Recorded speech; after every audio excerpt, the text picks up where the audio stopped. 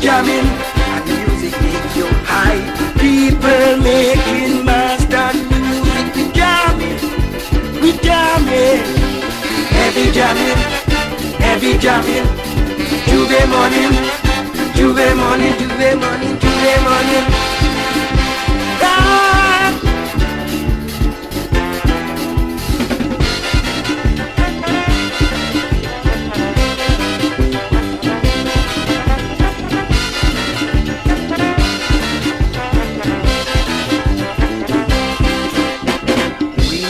Surround me a prisoner, they hold me a going mad.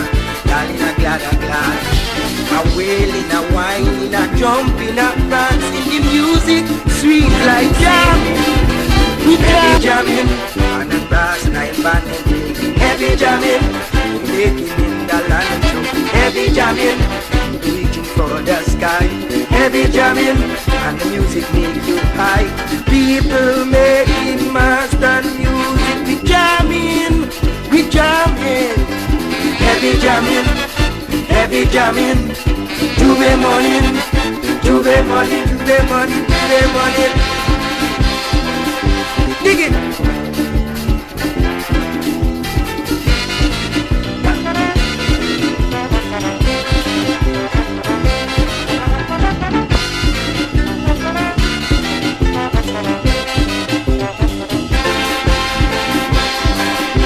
Dig it!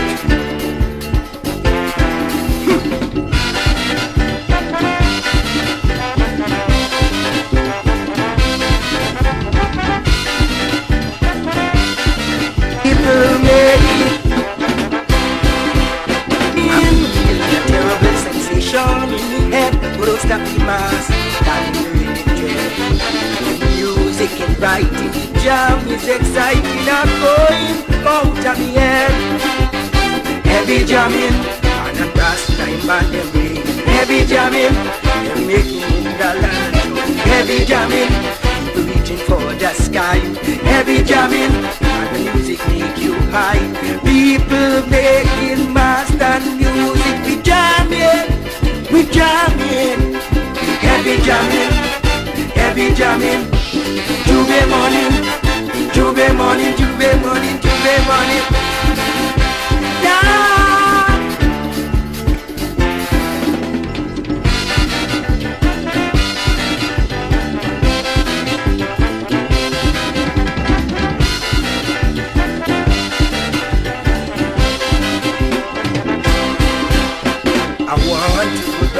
I want to go past the moon. A bottle of gin, a spliff and a cavalier is murder when I get loose. Heavy jamming, on the brass and band. Heavy jamming, heavy making in the land show. Heavy jamming, heavy jamming, and the music make you high. People making master music. We jamming, heavy jamming, heavy jamming. Juve morning, Juve morning, Juve morning, Juve morning. Ah!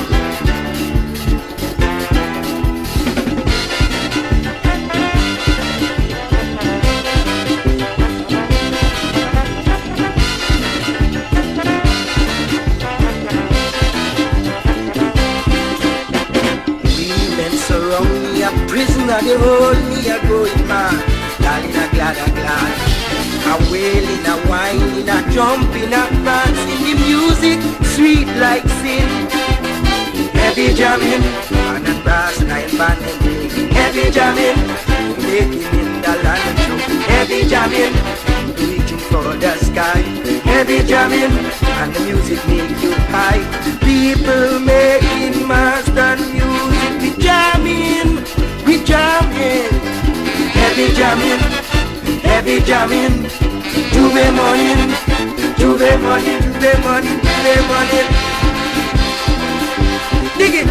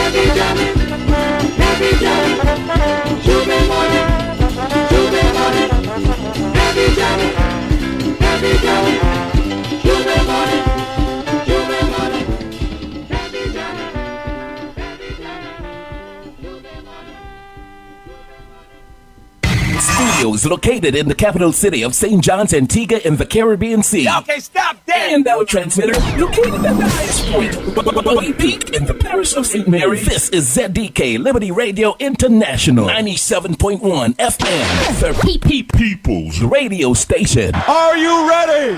Are you ready?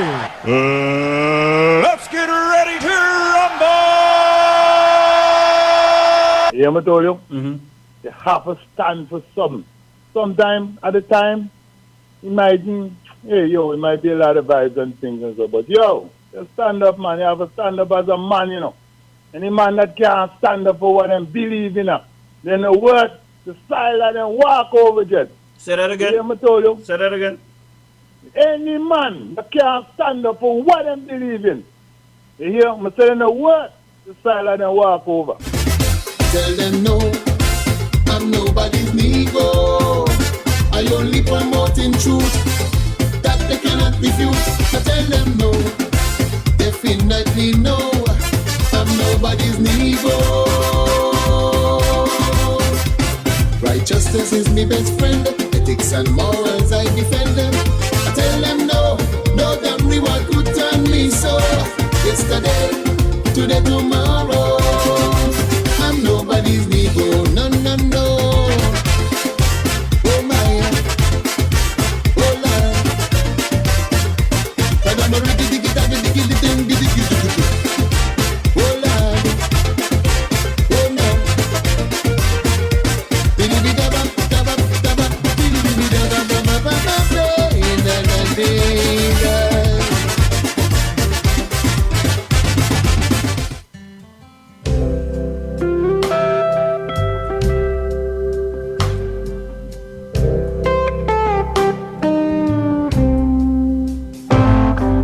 I've seen some valleys, I've walked through some darkness, waded through rivers of grief. Oh, the enemy told me that I was forsaken, no one was fighting for me. But I didn't make it this far on my own, though often my strength is all gone. The hands of the Savior keep holding me up. His promise of help is my song.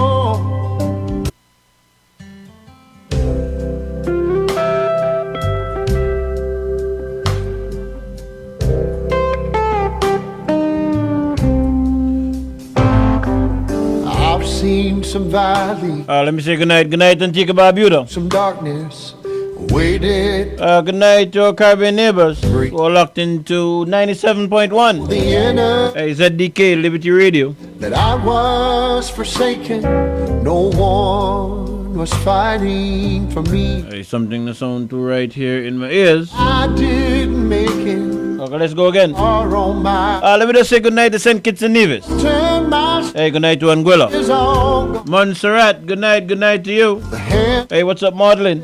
Hope and trust that you and family is doing good down there in Montserrat. His promise of help is Let me say good night to Dominica, St. Lucia, St. Vincent and the Grenadines, if God is Barbados, Grenada, Guyana, and going as far down south as Trinidad and Tobago. no weapon shall prosper. To those who have joined us via the World Wide Web, you might have joined us via our website. That's www.radiozdk.com. Or you very well might have joined us via Facebook Live at ZDK Liberty Radio 97.1. When my God is Hey, good night to you. The scripture that covered tonight's program every time. is taken from the book of Deuteronomy. Deuteronomy chapter 31 and verse 8. And it reads, And the Lord, He it is that doeth go before thee. He will be with thee. He will not fail thee, neither forsake thee. Fear not, neither be dismayed. You can't win this fight on. Once again, And the Lord, He it is that doeth, He is it that doth go before thee. He will be with thee. He will not fail thee, neither forsake thee. Fear not, neither be dismayed. Hey, Deuteronomy chapter 31 and verse 8. It gives us the assurance that whatever it is, hey, the Lord God goes before us. We just have to have that faith. Yeah, easier said than done, some people might be saying, but in challenging times, hey, that's when your faith is tested. Let me say a special good night to Miss Patricia Gums. Walk through. Hey, good night to my little sister Nicole. Waded through. She's over there in the Mount Pleasant area. Oh, the enemy. Hey, good night also to my other sisters. Hey, that's Bridget Forsaken. and Nola over there in the USA. Mighty. Hey, good night to you. Hey, to my many nieces. I didn't make it this far on my own. Though often my Let me say good night to Bridget. is on Number done said that already. the hand Yeah, my many nieces. Joanne. Hey, Bernadette. holding me. Hey, good night to you. Promise. Hey, my many nephews. What's up, Zian? Oh, Hey, good night, Austin. if God is for And also, hey, good night to my many cousins. who can stand, Hey, cousin Annette. Annette James Brown over there in Fort Lauderdale, Florida. and shall prosper Also, when God's on my. hey, good night going out to Halima Thomas over there in Orlando, Florida. Just me and G. And once I'm stateside, let me say good night to my second mom, Sister Jean Golston. I hope and trust that all is going good. What's up, Jomo? I got Hey, big up yourself, man. tree. Hey, and right back here in Antigua. Hey, my second mom over in the Nut Grove Village area. Baby, Hey, that's Loretta Hunt. for Hey, good night to you, Loretta. follow to play. And down yonder, Think you can't to my other second mom. Hey, Cassie. Hey, how you doing, Cassie? tell you I hope and trust that all is going good. make it. You can't And down in the Cooksville area, hide all alone. hey, let me just say good night to Mrs. Winifred Christopher and her family. It's a chore Bam say. to trust or to doubt. I hope and trust that all is going good. What he's always done. Yeah, he's never failed. Yeah, some of us, some of our friends, hey, some within our midst, It's already won. they would have had some tragedy, If God is for and they're suffering at this point in time. We would have had another murder that's presently under investigation. and shall prosper. Yeah, no family for the gentleman who was killed. God's on my. Hey, let me just encourage you to hold the faith. Yeah, man, it's hard for me to say that, and I know how you're feeling. Well, I have a feeling as to how you're feeling. Hey, to lose a loved one. What can we say? Anybody who have information, please. Hey, get it to the police. Got the victory. They're looking for that piece of information that will break through. That will give them a breakthrough in this matter. All right? God is for me. Who can stand? Yeah, man. Sorrow, greetings, not greetings. Heartfelt condolences going out to the family. Shall prosper. And I can imagine how hard it is. God's on my side. With God's on my side. If it's just me, But as I said earlier, Jesus, it's when there's tragedy that our faith is tested. be defeated. Hey, hold tight to the Almighty God, My God, and He will bring you through. I've got Hey, so just for those persons who are going through that struggle right now,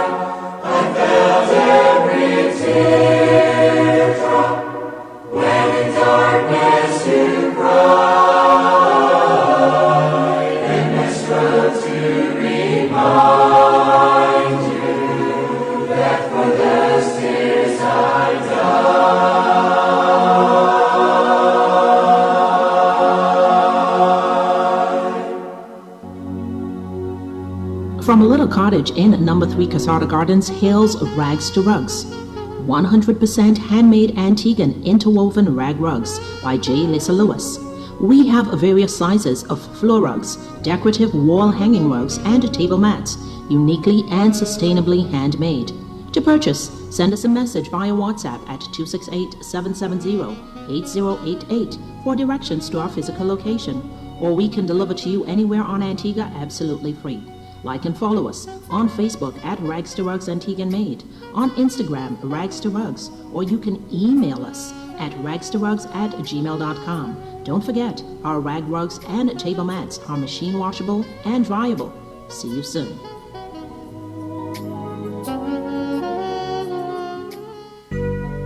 Elaine and Dad's Joseph Consultancy. We consult on labor relation matters, insurance, business matters, and politics. P.O. Box 2287, Francis Lane, Yorks Village, St. John's, Antigua Barbuda. Our email address, it's elaineanddadsjoseph@gmail.com. Telephone numbers 776-0200 or 464-4201. Contact us. We are here for you.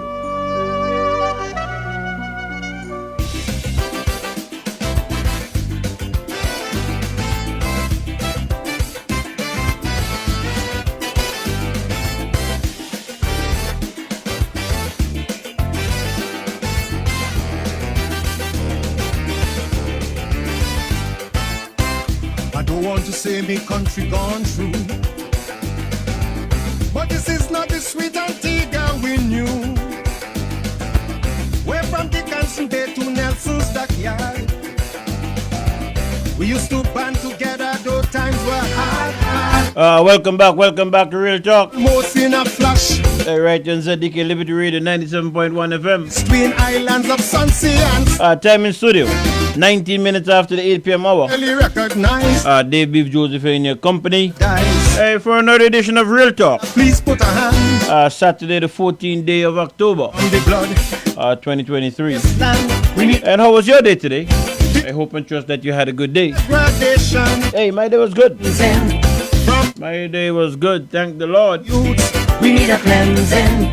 until we forsake bad and return to truth. We need a cleansing.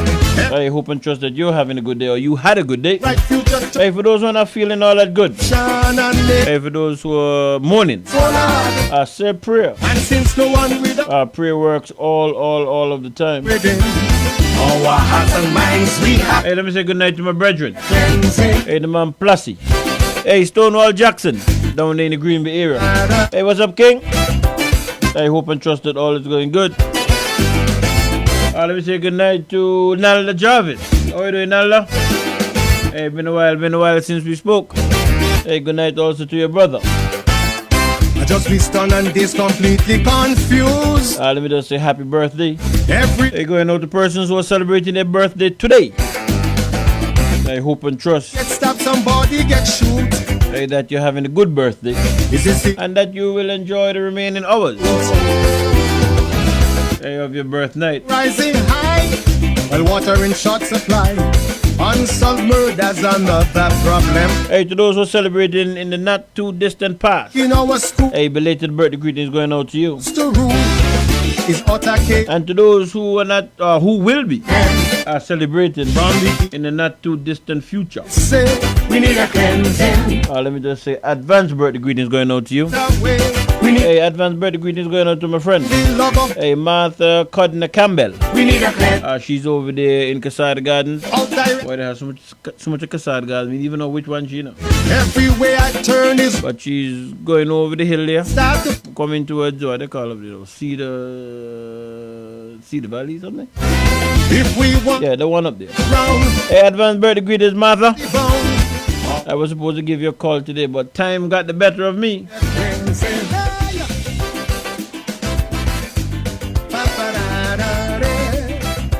Hey, advance birthday greetings going out to you. Hey, sounds of the man Douglas. I don't know, something is not going too good in my earpiece. From the book of wisdom, well I read, fish that's always rotten from the head. This one he tags. So We need a cleansing. want to rule this land. Hey, one of the best tunes I've heard for 2023. Their forces I love it. when our resources happen, Can identify with the lyrics. ought to be fair and square, not only for family and their friends.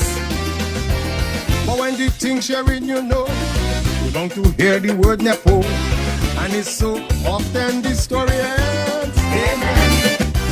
From all who causing me country grief, We need a cleansing. wearing jacket and tie, educated teeth. We need a cleansing. From vampires sucking this country dry, We need a cleansing. who take and take never satisfy. We need a cleansing. Every hole and bag they stuff, they could never get enough. Our tax dollars is their preference. But no, we can't give up hope, though we on the slippery slope. Our hearts and minds we have to cleanse. We need a cleansing. All who bring in dark cloud on my land, We need a cleansing. businessmen or politicians, We need a cleansing. all who turn our blessing into a curse. We need a cleansing. The tide of misfortune we must reverse. We need a cleansing. Every day living like crab, while some big men thief and grab, engaging in deceit and false pretense. But if this country have to shine, we must ask for help divine. Our hearts and minds we have to cleanse. We need a cleansing.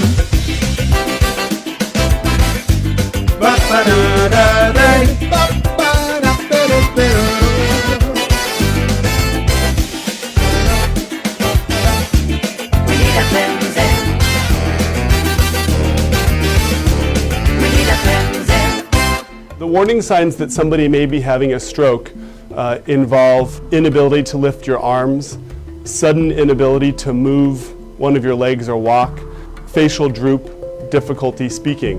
And it's really important that if you or somebody around you has these symptoms, that you call 911 or get that patient to the emergency department as soon as possible, because we have some interventions that are very time sensitive that can work to rapidly reverse some of those symptoms. The time frame when you have stroke symptoms generally is minutes to hours. When you're alone and experiencing symptoms of stroke, you may be aware of them and you may not be. Some people having strokes are confused about why they're having a hard time speaking and are confused why what they want to say isn't what is coming out of their mouth. When you call 911 to report somebody you think may be having a stroke, it's important that you communicate that to the dispatchers.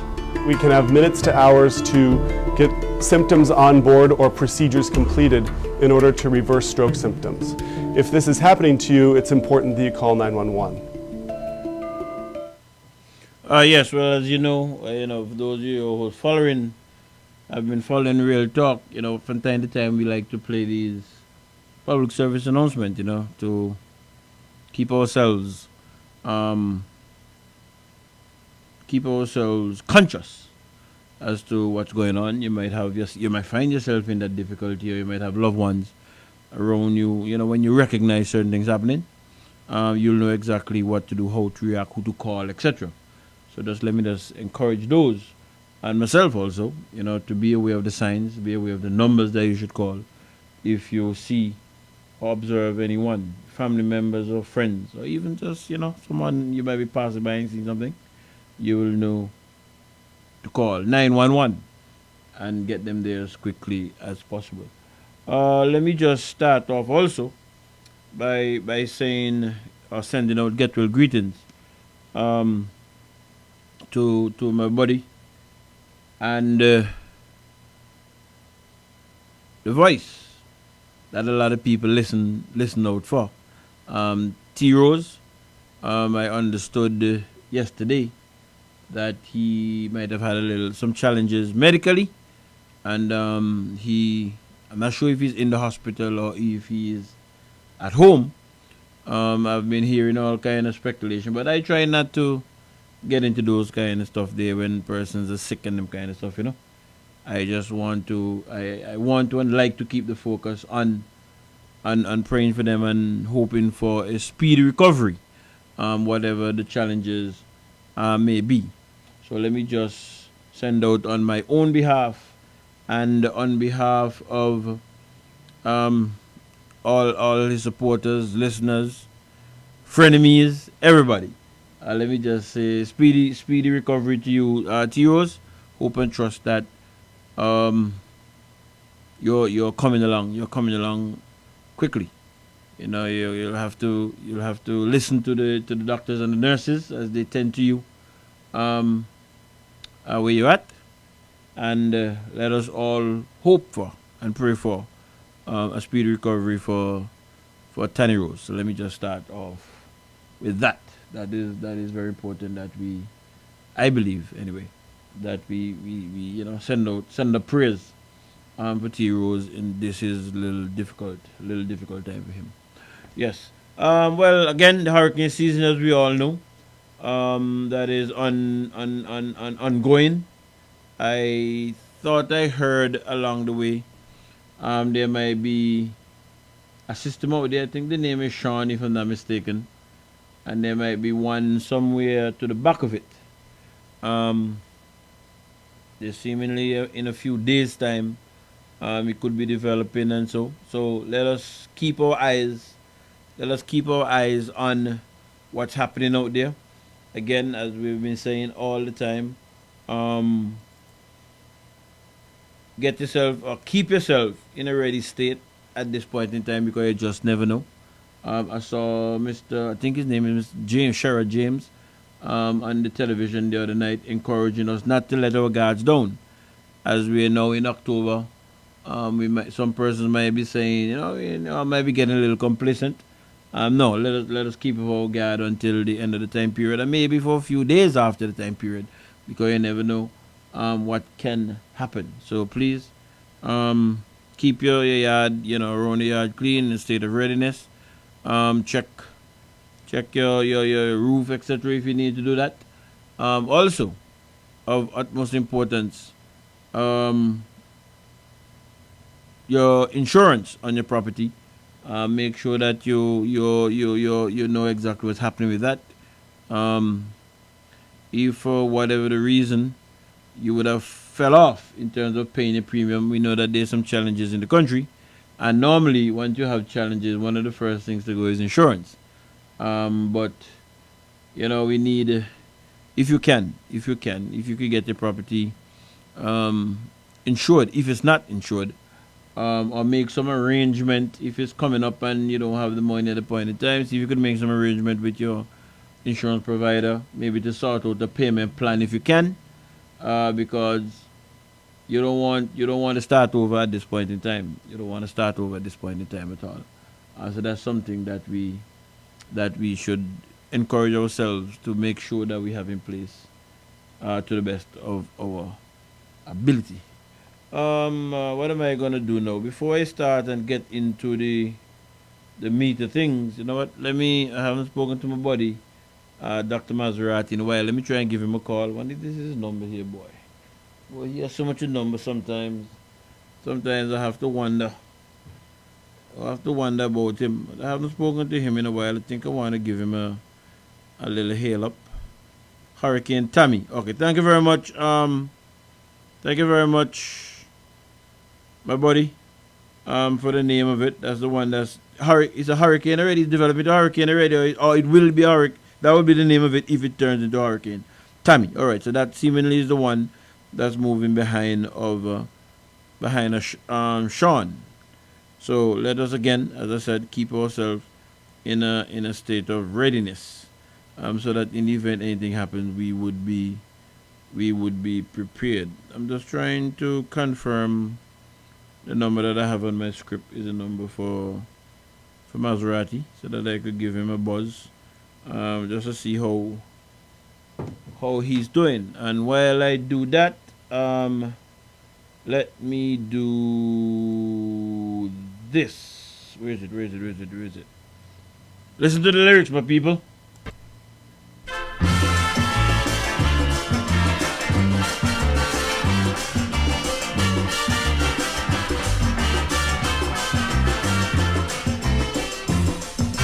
Settlers came to this island about 4 centuries ago.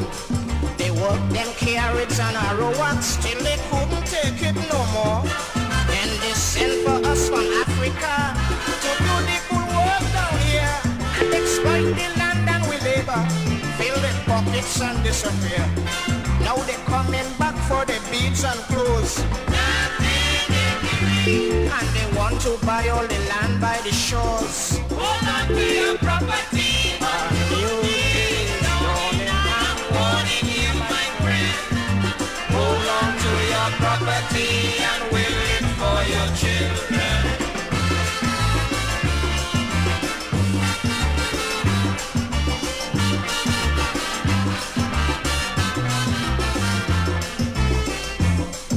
They used to dress in the scissors and the crop of color and toy. And you never could see the woman knees, no matter how you try. They ride in the big time buggy, and we the slave yachts. Now they're boxing checked up by Esso. That thing almost break my heart. Now they say the weather too hot for clothes. So they want to buy all the land by the shores. Hold on to your property.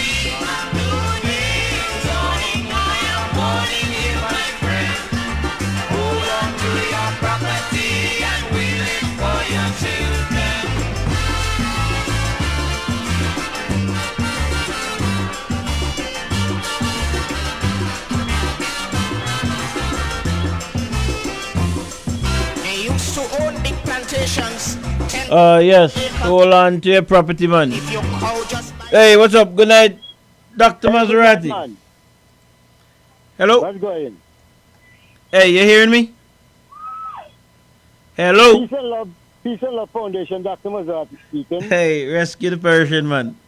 Yes. And care for the dying, because Jesus is merciful. Yes, DS is great, yes.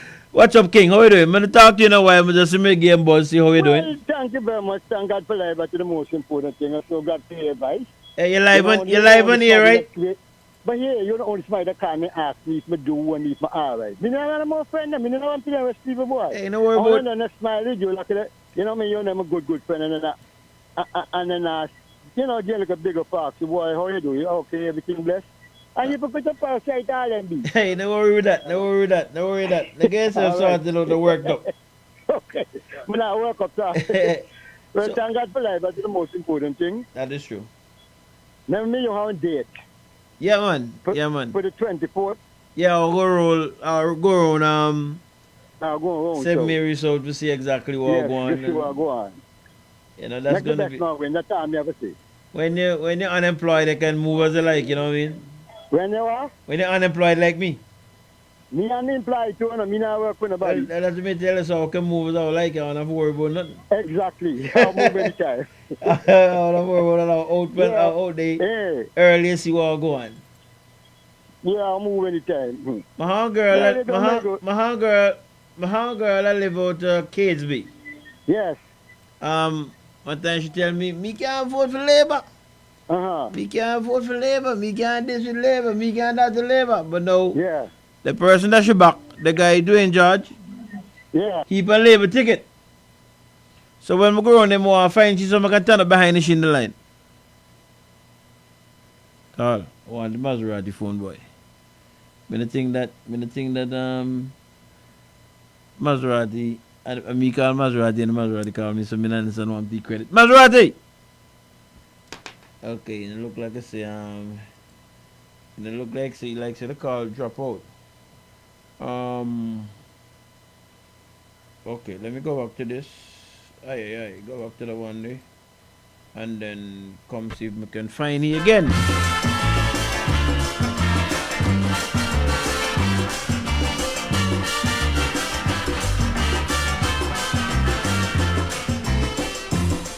When the settlers came to this island about 4 centuries ago, they worked them carrots and arrowrots till they couldn't take it no more. Then they sent for us from Africa to do the full work down here and exploit the land and we labor, fill their pockets and disappear. Now they coming back for the beads and clothes. And they want to buy all the land by the shores. Hold on to your property. A new day is dawning. I'm warning you, my friend. Hold on to your property and will it for your children.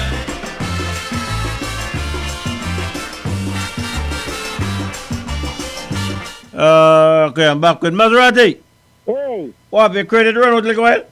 No, man, not pay phone cut off. Credit cut out. You know me work for? Me want how my call and the credit run out. No, man. I'm not so embarrassed, man. Come on, better than that, man. Okay, I wouldn't make my credit run out in a car like this. Come on, me not like the others than them now. Put in the credit card as well. Yeah, man, I was telling you, my friend over the, well, me name is my friend now, over the Catesby. Yes. You know, she said, boy, Labour Party this and Labour Party that and Labour Party this and that. But she back on the guy doing George. Yes. So, me go find she. Well, I'll have a look for she then and I'll go down. I'll have a look for she. When me find she, me want turn up right behind the she in the line. You love to at the Shrewsbury Duck. I know I can't go in the she, you know. So, I want turn up right behind the she when Shrewsbury line. When she reach up. And then tell you, hey, remember you say you can never vote for the Labour Party. Come and see what you do now. Hello? Maserati, if you call drop it again, I'll call you back. But I tell you on the shoot. Hello? Okay, you look like I said Maserati gone. So, that is the end of Maserati for the night. Try call it 2 times. And when I get it, I don't know exactly what happened to free phone. Like I say, you want a new phone. Maserati never get the next phone, man. Boy, I don't know why. That's what the problem with our phone and them. Anyway, we'll call it tomorrow morning, King. Next thing on the agenda, this one. Nope. That did not work out there. Come here, then go here. Dengue cases are rising in the Caribbean, with the Pan American Health Organization PAHO confirming that Antigua and Barbuda reported over 8 dozen cases. Health officials have reported an increase in cases of dengue fever in the Caribbean, with Antigua and Barbuda recording 22 cases. The virus that causes dengue fever is transmitted to humans through the bites of infected female mosquitoes, primarily the Aedes aegypti mosquito. The Pan American Health Organization, PAHO, and the World Health Organization, WHO, are calling for the effective use of available resources to prevent and/or control vector infestation in affected areas and in health services. PAHO has stated that Barbados is the latest country to report an outbreak. According to health officials on the island, there were 518 cases of the disease from January to September this year. This is compared to 241 cases in the same period in 2020. In the Bahamas, 163 cases have been reported, with the death of a 9-year-old boy. Grenada has reported 589 cases with 1 death. Guadeloupe has reported 6,106 cases with 5 deaths. Martinique has reported 7,074 cases with 3 deaths, and Montserrat has reported 2 cases. St. Kitts and Nevis reported 5 cases, St. Lucia 28 cases, St. Vincent and the Grenadines 14 cases, and Dominica has not reported any cases. PAHO and WHO have issued an epidemiologic alert due to the rise of dengue fever in the region. They are encouraging regional countries to review their preparedness and response plans, as well as continue surveillance, early diagnosis, and timely care of dengue and other arbovirus cases in order to prevent severe cases and deaths associated with these diseases. Right. So I heard that on the news. When was that? That was on the 9th. The 9th of October, thereabout. And I don't know if I missed it here in Antigua, but I haven't heard nothing from our officials here in Antigua as to the whole dengue situation. And by the way, maybe somebody can call me and tell me if I might have missed it. The number is 462 1100. 462 1100 is the number, and that you could call to get on air. And if you might want to send me a WhatsApp, the number is 464-4201. 464-4201. You could send the information via WhatsApp if you so like. But when I heard it, I said to myself, well, I haven't heard nothing really. And I know from time to time the CBH, they have a department. I think it's vector control. They call it, if I'm not mistaken. They would come around and they would check to see what your water situation is like, if you have on your gauze over the holes and that kind of stuff, your tank, the holes in the tank and that kind of stuff. I haven't seen them over by my area for a while. Not to say that they have not been over there in the Yorks area, but I haven't been seeing I haven't seen no fogging ongoing. Again, I'm talking about for my area in Yorks, and I can't speak for the whole of Yorks. I'm just speaking for that stretch coming down from the basketball court, coming westward, in that general vicinity there. I haven't seen nothing. I haven't seen no fogging going on. I'm not sure if it's happening in other parts of the island. Again, you can tell me if it is, but I would have wanted to believe that if there's a situation with the dengue, we had some rains the other day, so maybe PSA should be running to remind the people in terms of if you have containers and them kind of stuff, that you need to turn them over, get rid of them, so as not to provide the environment within which the mosquito could breed.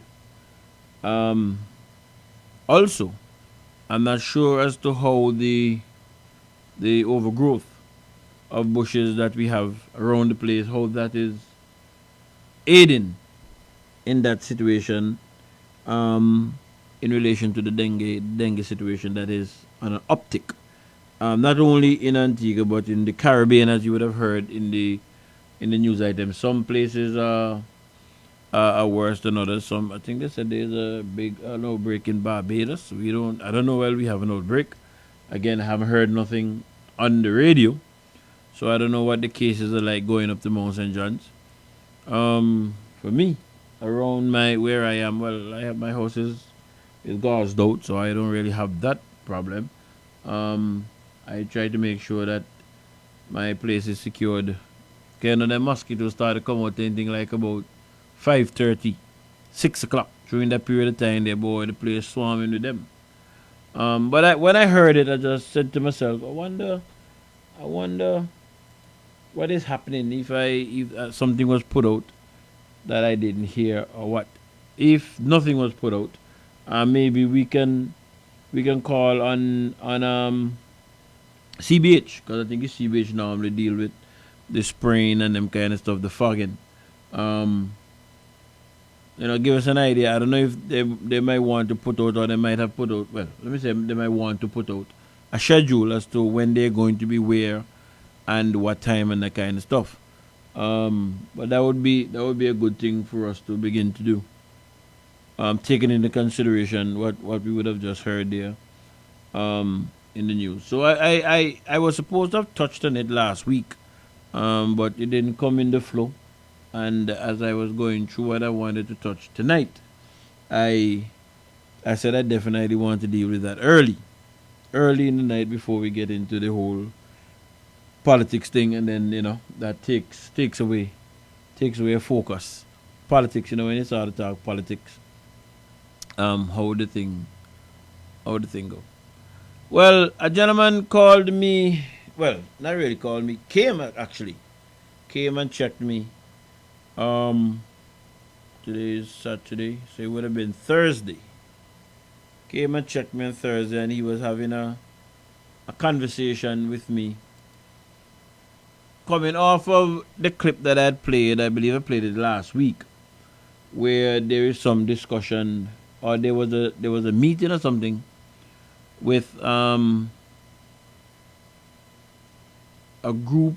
I believe the meeting might have been chaired by the Permanent Secretary in the Ministry of Trade, where different stakeholders were supposed to be looking at, or will be looking at, or has begun looking at the whole basket of goods and what needs to be added and where they should be extended, yes or no. So it was coming off of that discussion that the person touched base with me, came to visit me, and we were having a discussion on certain things. And I think that it's important that we put information like these out in the public that could encourage wider discussions, because decisions that politicians make, if there's good decision, it brings benefit to the population at large. And if they're bad decisions, it brings pain to the population at large, physically, financially, and maybe even emotionally. And what the gentleman shared with me, I thought it important enough to share it with you, my listeners, so that the discussion could start. I am not one who believe me now go vote for no government. Somebody me sing the song, stay in your finger and hush. No, me not believe in that. I vote for you. I still believe that there should be a consultation period or consultative period where you have discussions, and you have discussions with your constituents, etc., etc., etc. I believe in that. But before I get to what the gentleman shared with me, which I want to put out there, and we will hear from, well, maybe questions should be asked of individual members of parliament as to whether or not there's any truth, or whether or not there should be some discussion on things that these MPs might be thinking about with the public. Once information is out there, then I think that person should be asking these kind of questions. If people get the information and they do nothing about it, well, that's a matter for them. But before I get to what the gentleman was indicating to me, let me start off with this. You would have confirmed too that in terms of weaknesses, one of the weaknesses that we have within the country's finances is that we're not seeing the level of tax buoyancy. So, for example, even though we're growing the country's economy, at such a rapid rate, it's not resulting in a corresponding increase in revenues. So, whereas in other OECS countries, they're collecting up to about 25% or more of GDP, we are collecting only 16-17% of GDP in taxes. It means, therefore, that in the near future, the government will have to consider introducing new measures, and almost invariably, every 10 years, it is expected that there has to be a reset and you have to look at the yield and you have to make certain adjustments to your tax structure. Now, by so doing, it will increase. All right. I don't want to just play it, run it. I want to break it up so that we understand exactly what is being said. So let's go over that part there again. You would have confirmed too that in terms of weaknesses, one of the weaknesses that we have within the country's finances is that we're not seeing the level of tax buoyancy. So, for example, even though we're growing the country's economy, at such a rapid rate, it's not resulting in a corresponding increase in revenues. So, whereas in other OECS countries, they're collecting up to about 25% or more of GDP, we are collecting only 16-17% of GDP in taxes. It means, therefore, that in the near future, the government will have to consider introducing new measures, and almost invariably, every 10 years. It is. All right. So the question I believe that should be asked is, if we're only collecting 16%, when the other islands are collecting 25%, is it as a result of the policy of the government to keep the tax burden low, or is it as a result of non-compliance? And if it is as a result of non-compliance, what is the program, what is the policy of the government to get the compliance rate up? I don't think it can be adding further taxes. If you follow what I'm saying. If you're at 16% because 25% of who should pay not paying, or let me use a more realistic figure from what I've been told. 51% of persons who ought to be paying are not paying. Right? So that is why you're at 16%. If that is what it is, one of two things. Is either that's the government policy to keep it low, or because of non-payment, that's where it is. And if it is non-payment, I think that the government should be looking at measures and introducing programs to collect the government money. That's what I think should be happening. Not add taxes to those already, to the 48% who's paying. Not put a burden on them more. And not go after what is there. But let's continue. It's expected that there has to be a reset and you have to look at the yield and you have to make certain adjustments to your tax structure. Now, by so doing, it will increase government revenues and allow government to pay up its creditors on a regular basis. That will help to increase the velocity of circulation of money and also can help to spur growth and investment. So I believe perhaps at the next budget cycle, we will seriously have to look at the possibility of making some adjustments to a few of the taxes in order to increase the yields. We also have to continue to. All right, so take note of that. The next budget cycle. You know what? Let me not say it. Let me just play back over the little part there. So I believe perhaps at the next budget cycle we will seriously have to look at the possibility of making some adjustments to a few of the taxes in order to increase the yields. We also have to continue to reduce or if possible eliminate discretionary concessions. All right, so it is introduce new taxes to increase the yield. In layman language, to give the government more money. And then he went on to going on now to the taxes. Let's listen carefully to this. those associated with investments in order to incentivize investments and to reduce the risk associated with those projects. We'll continue to do them. But in terms of the discretionary investments, concessions in which the average person believes that if he or she purchases vehicles that he or she that they are entitled to duty free, we have to get beyond that. People have to understand if we continue to give away the taxes and we cannot meet our obligations to the country, then obviously it will create a problem, a fundamental problem. And all right. So what people have to understand? Or people have to understand that these duty frees, etc., is giving away the government money that the government needs to meet its obligation. This recording is from the 17th of June. June, July, August, September, October. So this is about 4 months ago. Right? This recording is about 4 months old. This is not a recording from a year ago or what. It's 4 years old. All right? Let's listen back again. In terms of the discretionary investments, concessions in which the average person believes that if he or she purchases vehicles that he or she that they are entitled to duty free, we have to get beyond that. People have to understand if we continue to give away the taxes and we cannot meet our obligations to the country, then obviously it will create a problem, a fundamental problem. And also, people have to understand too that the government cannot provide certain services if it cannot collect its fair share of taxes. Right, and that is fair to me. That is fair. What the Prime Minister is saying is fair to me. That is how the government meets its bills, pays what it has to pay from the taxes that it gets. And if you just give away more than what you're getting, then you're going to have a problem. It was about a week ago. Was it this week? Or if it wasn't early this week, it's late last week.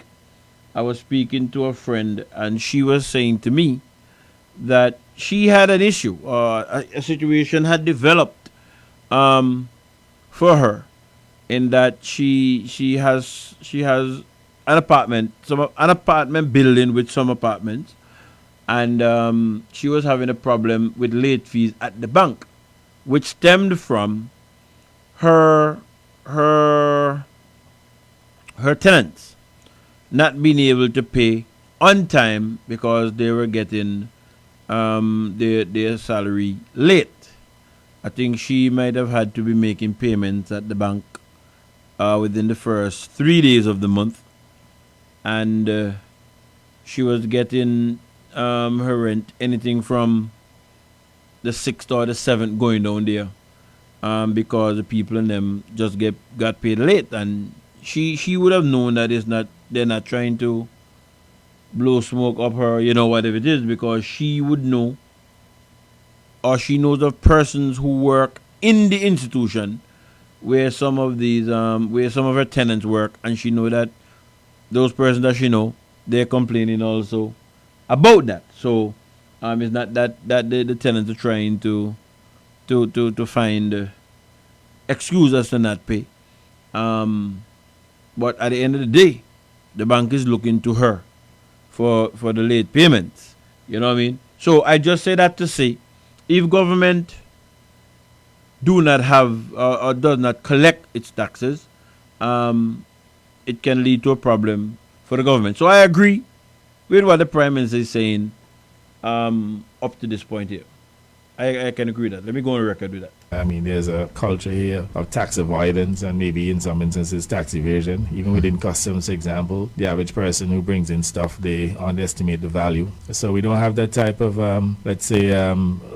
corporate citizenship and loyalty to the state, recognizing that we all have to carry our fair share of the taxes in order to ensure that government will have enough revenues to meet its obligations, and to recognize where the government cannot meet its obligations, that it has consequences. It has consequences to the services that we could offer. So I'm of the view, even though the cabinet has not made a decision as yet, I'm of the firm view that we will have to increase taxes in the near future. However, we'll make sure that we always protect the poor and the vulnerable. So let's say, for example, if we had to increase the ABST at 1%, at 1%, for example, to raise maybe an additional $30 million. Or if it's 2%, and I'm just saying as an example, to raise about $60-70 million.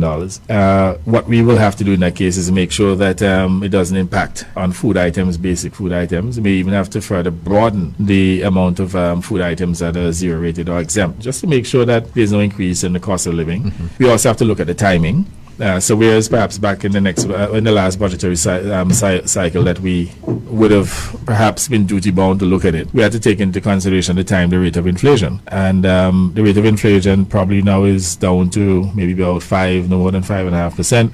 At that time, inflation was about over 9%. In fact, with some food prices had increased as much as 12%. So timing is also important to look at the inflation within the society. And if, for example, inflation continues to reduce, it gets down to about 2%, let's say by the next budget cycle, and we increased the, let's say one of the taxes by about 2%, that in itself will not be inflationary because it may result in a net increase in prices of, let's say, 1%, because there's only one tax you're adjusting there. Yes. And if it's as much as 1% and the inflation is 3%, that is certainly, within acceptable norms. So these are the factors that we're looking at. The timing is important, but I am of the view that we will have to look seriously at making some adjustments to the taxes so that the government can meet its obligations. There has been a build-up in arrears as a result of COVID, and people...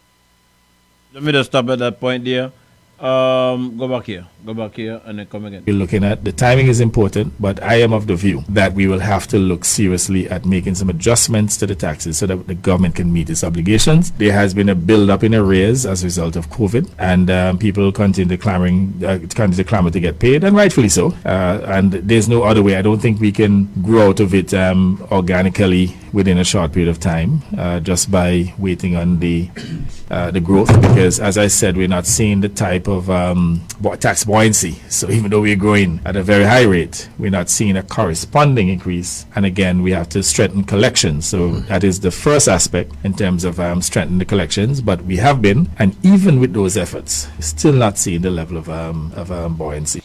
All right. So the Prime Minister, as you would have heard him say, they need to be strident in collecting the money, and they have been. Well, I don't get the information the Prime Minister get. I know what I'm told by people who should know. And as I said, when this gentleman visited me, he told me some things that I'm going to share with the public, and then eventually we'll get it confirmed one way or the next as we go down the line. So that was the Prime Minister on the 17th of June. And at that point in time, according to the Prime Minister, a determination was not made by the Cabinet as yet as to any round of new taxes leading into the next budget cycle, which would be, I think it starts the 1st of January.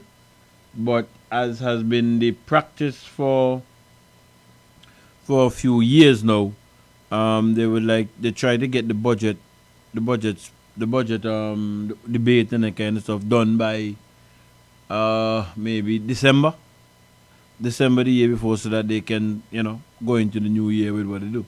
Of course, COVID would have come and upset that scheduling for the past couple of years. So I don't know what's going to happen this year. I don't know what's going to happen this year when they're going to go to Parliament. But the gentleman that visited me told me that preparations were being made and information was being asked for. And that is why he was in a position to share some things with me at that time. So that was the Prime Minister on the 17th of June. And I think that was the program on Point FM that he spoke from. The 17th of June was a Saturday. Let me see. Yes, the 17th of June was a Saturday. And on that same program, the Prime Minister having shared with the public his opinion on certain things, one of the senators appointed by the very Prime Minister called in, and this is what he had to advise the Prime Minister. On another note now, Donna spoke this evening about property taxes and, the possibility of the government, raising property taxes in some instances, in some sectors, and, collecting taxes and penalizing people for not paying taxes. I am telling the Prime Minister on this show tonight, before he looks at ever raising any tax in Antigua, look at your collection system, Prime Minister, for every government tax charge in this country. If you can get your collection system, Prime Minister, on point, you'll have no problem with finance.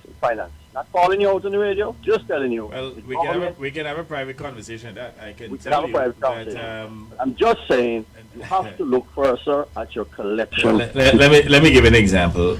I mean, one of our major taxes is the taxes at the port on imported goods. I don't know how you stop that manipulation. Well, I won't tell you on the radio how to do it, but I can tell you. I don't know, because that one there... Yeah, there are certain businesses in this country that you can piggyback on. Use them as an example, not right, of what kind of duties they pay in a year. And you will realize quickly how many companies in Antigua and businesses are not paying the correct duties. Very simple. If you have a container, I'm just saying... You know that we changed our security system, a more efficient system. We also have an audit team down there to back check the invoices after they're processed to see whether or not there are any discrepancies. And that has not made a difference. That we haven't tried. Yeah, so there seems to be... The tax collection system is... My dear brother, when you have collusion within the system, and they want to necessarily go there, it's a very, very difficult issue to manage and to increase the yield. You know as well as I PM that if you, I'm just saying tomorrow. Let me ask you, why you think some of those businesses, as you said, are paying less than a fair share of taxes? You think they do it on their own?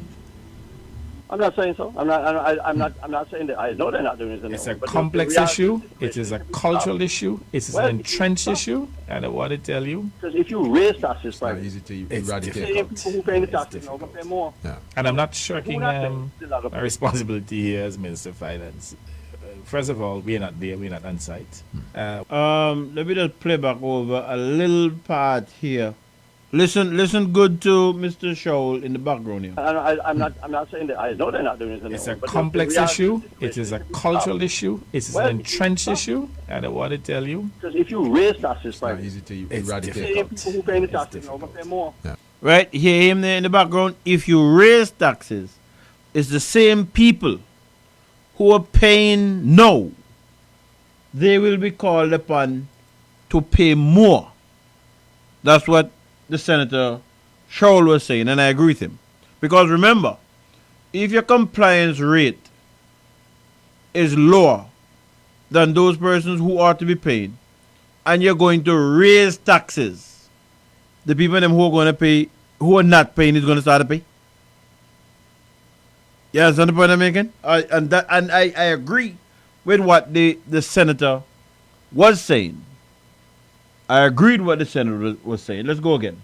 Let me ask you, why you think some of those businesses, as you said, are paying less than a fair share of taxes? You think they do it on their own? I'm not saying so. I'm not saying that. I know they're not doing it on their own. It's a complex issue. It is a cultural issue. It is an entrenched issue. And I want to tell you, because if you raise taxes, it's not easy to eradicate. People who pay the taxes now pay more. Yes. And I'm not shirking my responsibility here as Minister of Finance. First of all, we're not there, we're not on site. When the container comes in and it's already cleared, we got proof. By then they don't sell the goods. The goods already it's a difficult proposition. But when you say you have an audit team that back check the invoices. If Lamin brings, I'm not going to say that at this point. I don't want to upset the applicant. If Lamin brings a container of, I'm just using an example, clothing, and he pays consistently between $150,000 to $200,000 in duties on that container. Consistently. Every time he brings in one, the duties are between $150,000 and $200,000. I mean, all tax, duty, RRC, ABSD, etc. And you have Philip Shaul, Colin O'Neill, or Donna Shire bringing in similar goods, very similar goods, probably even for the same person, but he's paying $40,000 consistent. Something is wrong. Something is wrong. But no. You have looked at this issue in a very simplistic way. I am. What about if a container comes in with mixed goods, which is invariably the case, and they have the cheap ones at the front of the container and the expensive one they carry the high duties at the back, and you have a situation where there's a collusion? How you manage that? That's a good question. And then what you'll find you'll find that indeed, I can understand you can probably do some spot checks occasionally, and even that in itself, I mean, even if you do it occasionally and you catch them, it doesn't stop them from continuing. Yeah, I just got a message from somebody, so you probably need to introduce a rotation system amongst the officers. Well, can be tried.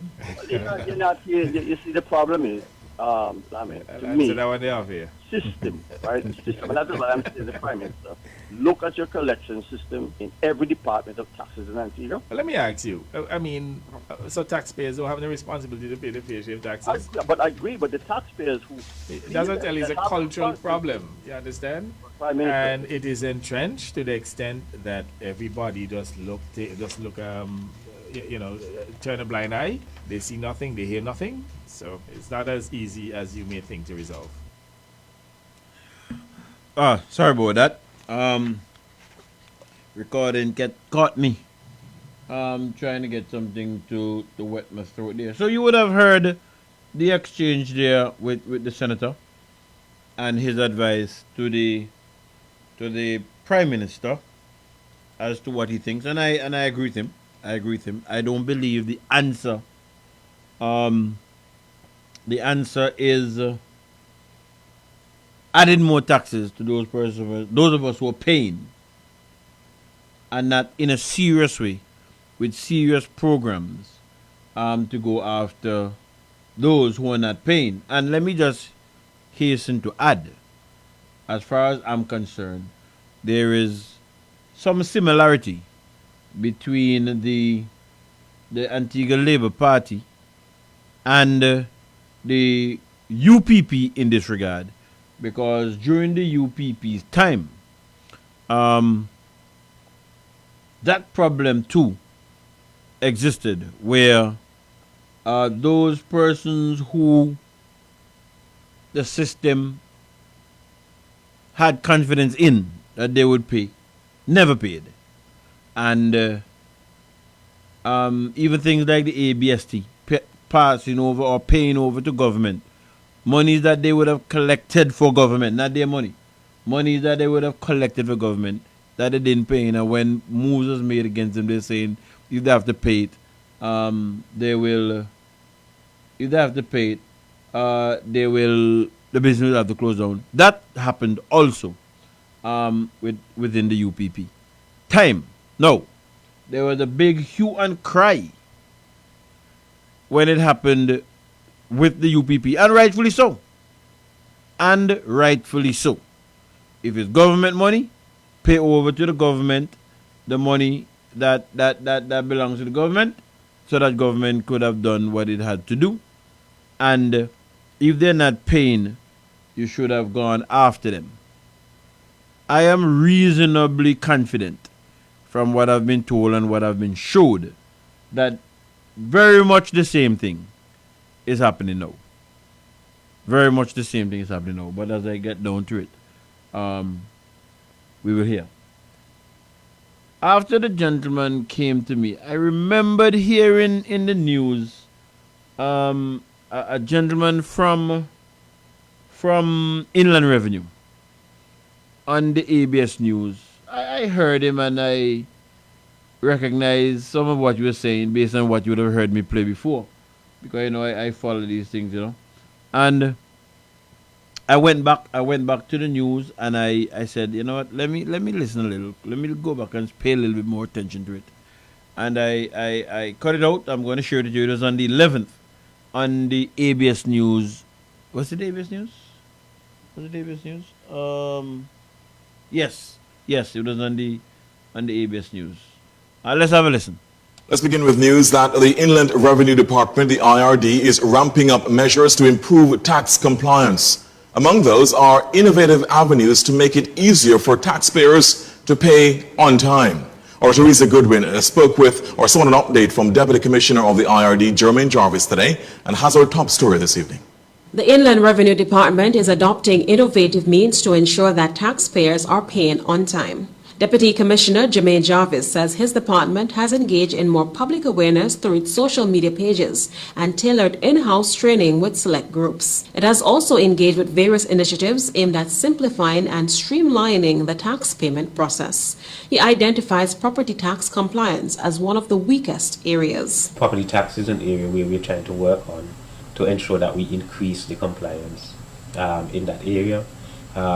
Because of the nature of property tax, especially in the region of vacant properties, where, generally in our system we have the address of the property and generally not the address of the owner. With regard to the entertainment tax, Jarvis notes a high rate of compliance in submitting monies made from gate receipts. However, he expresses concern about the unincorporated business tax, which is obligatory for promoters operating events as businesses. We want to enforce that part of it and to let people know that it's not just the entertainment tax. So long as you're providing entertainment, you also have a business that is running.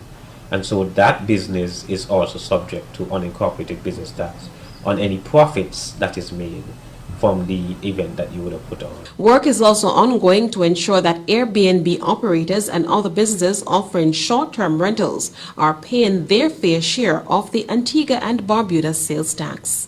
A little over 1,000 individuals are operating in this area. We want to put in place a system where persons who are actually renting would specifically file with us at Inland Revenue. The government has gone as far as to try and arrange a relationship between Airbnb and Antigua, and that has not been successful. They do not want to sign what you call a voluntary compliance agreement. However, there are measures that can be used by us here, some of which have been implemented specifically during COVID. Persons had to be registered. All right, so let us go over that now in pieces to hear exactly what's the name of the gentleman. I didn't get the name. I think he's a deputy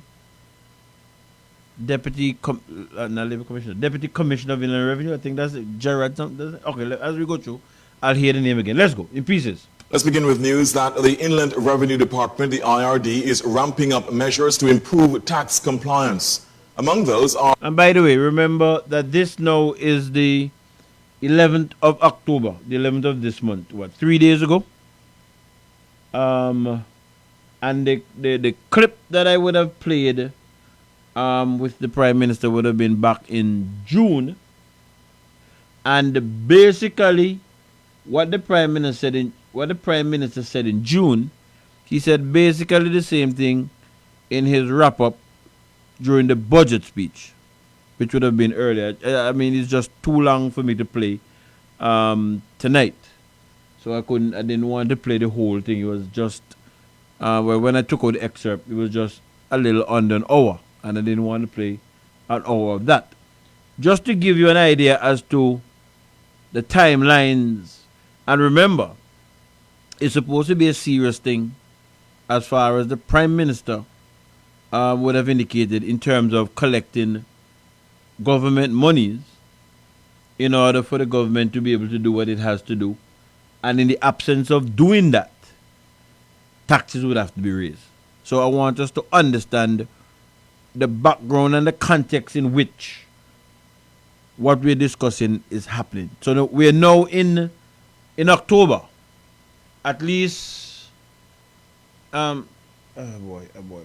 Let me see when the, just give me a second there. Let me see when the budget, 2023, the budget debate, Lower House,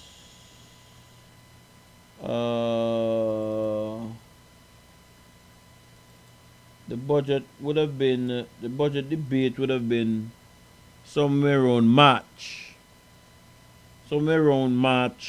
of 2023. So 3 from 10, there's a 7 months difference or thereabout. When we're now hearing from, let me not say when we're now hearing. It is 7 months after that, on the 11th of October, that this interview is being done with the gentleman from Inland Revenue. And this is what he's saying. So I just want the context to be understood, right? With Rome burning, that the government needing money to do what it has to do, this is where we are. are innovative avenues to make it easier for taxpayers to pay on time. Or Teresa Goodwin spoke with, or saw an update from Deputy Commissioner of the IRD, Jermaine Jarvis, today. Oh, he's a Deputy Commissioner, Jermaine Jarvis, that's the name. And has our top story this evening. The Inland Revenue Department is adopting innovative means to ensure that taxpayers are paying on time. Deputy Commissioner Jermaine Jarvis says his department has engaged in more public awareness through its social media pages and tailored in-house training with select groups. It has also engaged with various initiatives aimed at simplifying and streamlining the tax payment process. He identifies property tax compliance as one of the weakest areas. Property tax is an area where we're trying to work on to ensure that we increase the compliance in that area because of the nature of property tax, especially in the region of vacant properties, where generally in our system we have the address of the property and generally not the address of the owner. With regard to just before we go on, my understanding, and again, correct me if I'm wrong, people, 462-1100 or 464-4201, that's the WhatsApp. From following the debate, the budget debate and so, I believe that property taxes is one of the major areas of government revenue. Correct me if I'm wrong, but I got the impression from the different discussions that is the case. What the government collects in property taxes, I'm talking about right across the board. That is one of the big areas that the government collects its taxes. So if that is true, and we're hearing from the deputy commissioner that is one of the weakest area, is the answer to that raising taxes? Think, people. To the entertainment tax, Jarvis notes a high rate of compliance in submitting monies made from gate receipts. However, he expresses concern about the unincorporated business tax, which is obligatory for promoters operating events as businesses. We want to enforce that part of it and to let people know that it's not just the entertainment tax. So long as you're providing entertainment, you also have a business that is running. And so that business is also subject to unincorporated business tax on any profits that is made from the event that you would have put on. Work is also ongoing to ensure that Airbnb operators and other businesses. All right, so let me go, before we go to the Airbnb, let's stick with the entertainment tax. Because something was said to me by the gentleman about that. But just to go from what the gentleman there is saying, there was a particular gentleman who puts on a particular show during Carnival, and there was when the debate started of persons who have these fetes would have to pay the stuff, and they have to go to Inland Revenue and something to do with the ticket, and Inland Revenue must be by the gate or some talk like that. There was a big discussion on the radio, and the person just says, well, look, me go put on whatever money you put on in terms of adding the price to my ticket, and that's it. So it wasn't that the person wasn't making a profit. The person, let's assume that the person was making $50,000 in terms of profit, and the government is saying, well, look, we're going to charge you the equivalent of 5% of that, or 2% of that, or 3% of that. Because that person wanted to maintain, at the minimum, the $50,000 profit that he made, he would have put that, the additional cost, onto the ticket. The person said that on the radio. I think I have the recording, so I'm not saying what wasn't said. And we're now hearing that in addition to the entertainment tax, that I believe that's when they have to go to the Inland Revenue and have their ticket stamped and that kind of stuff, they will be operating a business. And that business, in terms of the profit that it's making as an unincorporated business, if it's registered as such, should be paying on its profit. Now, is that happening? And if that is not happening, how hard is that? How hard is that from an inner revenue standpoint to know? They don't know who I'll put on fence. But again, remember, this discussion is happening in the context that government needs its money to provide goods and services for the citizens, and short of getting that money, raising taxes. Keep that in mind. Offering short-term rentals are paying their fair share of the Antigua and Barbuda sales tax. A little over 1,000 individuals are operating in this area. We want to put in place a system where persons who are actually renting would specifically file with us at Inland Revenue. The government has gone as far as to try and arrange a relationship between Airbnb and Antigua, and that has not been successful. They do not want to sign what you call a voluntary compliance agreement. However, there are measures that can be used by us here, some of which have been implemented specifically during COVID. Persons had to be registered. All right, so that is the Airbnb, and I remember that there was a discussion in Parliament also during the budget speech out in the St. Paul's constituency. They were saying at the time that there was issues out there. These persons did not want to pay, and I can remember at the time Lakey, may his soul continue to rest in peace. I think it's Elmead Lake. He was working along with the Ministry of Tourism in inspecting these places because they had to be registered, as he said, in relation to the COVID. You know, they had to be registered, etc., etc., etc. And well, we haven't heard nothing about that recently as to how they were going about.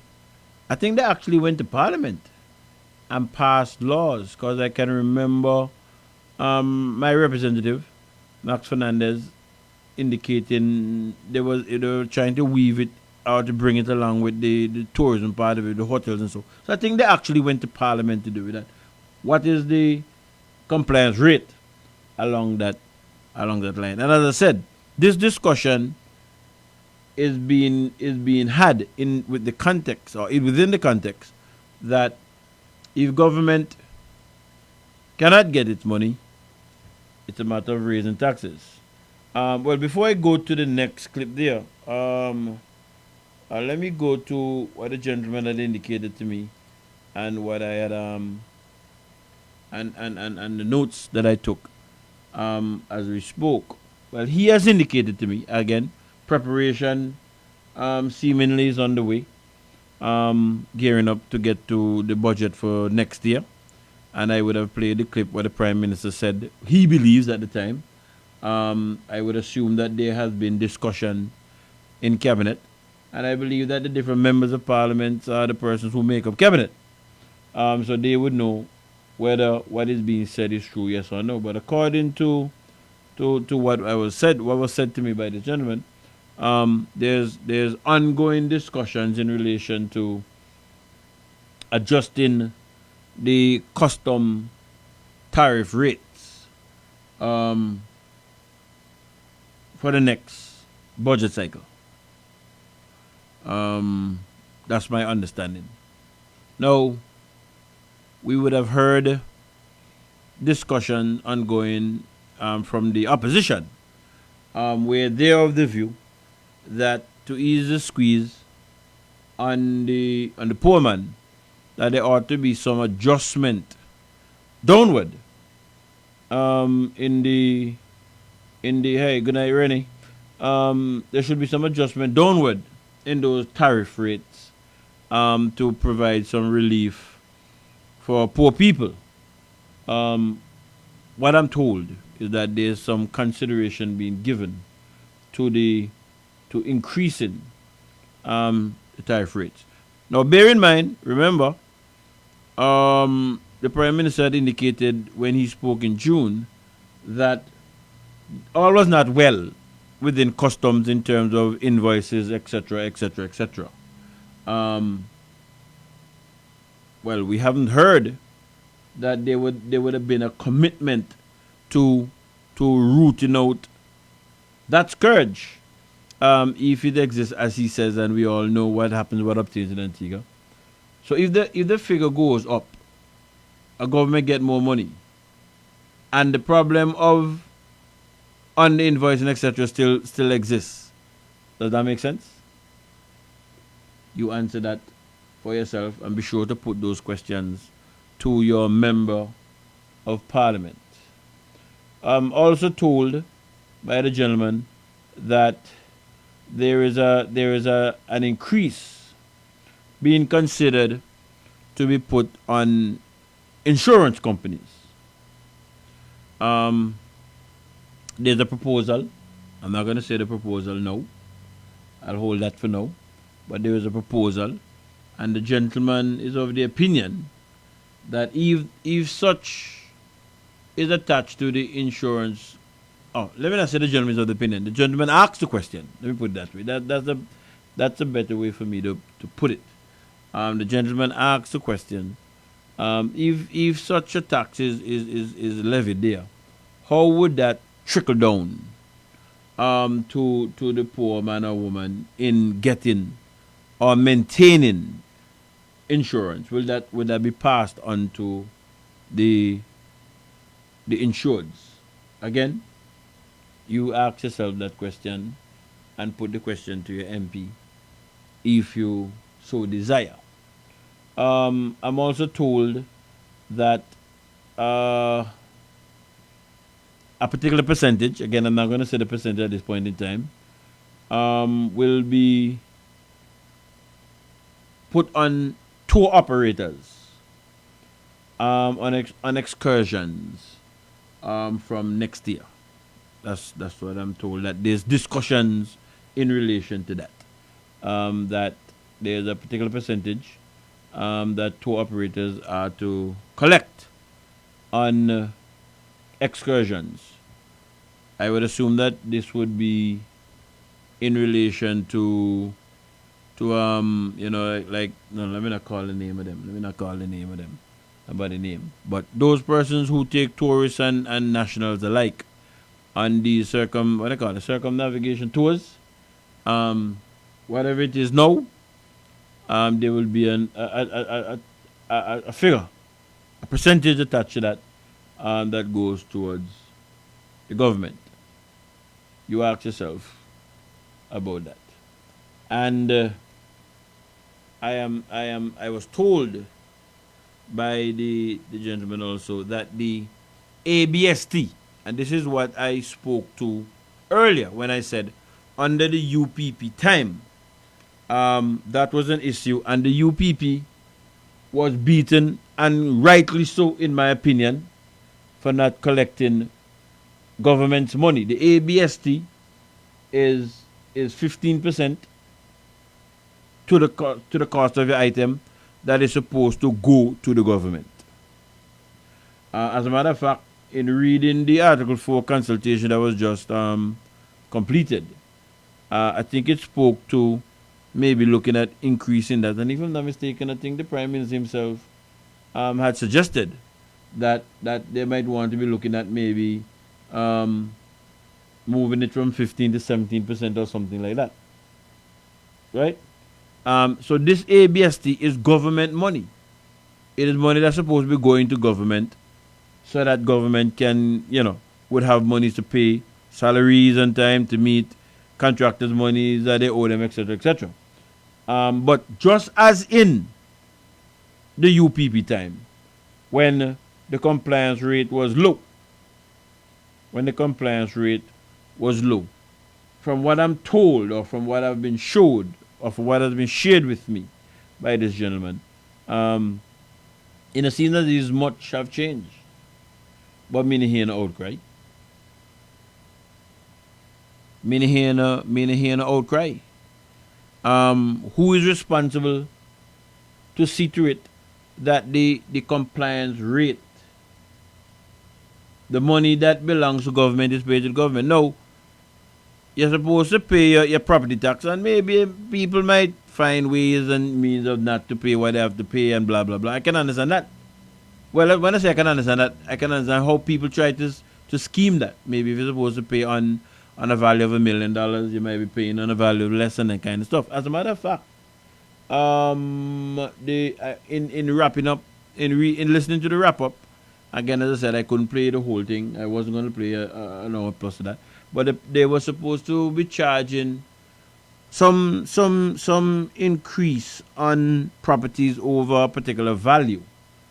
And then I thought I heard along the way that something there was something wanting in the law, and it could not have happened until I believe it would be November or December. Right? So I'm not making no excuse for a person who's supposed to be paying the property tax is not paying. But I'm saying I can understand how they tried the Jimmy, to use a word my old man does use, Jimmy the system. The ABST is a totally different thing.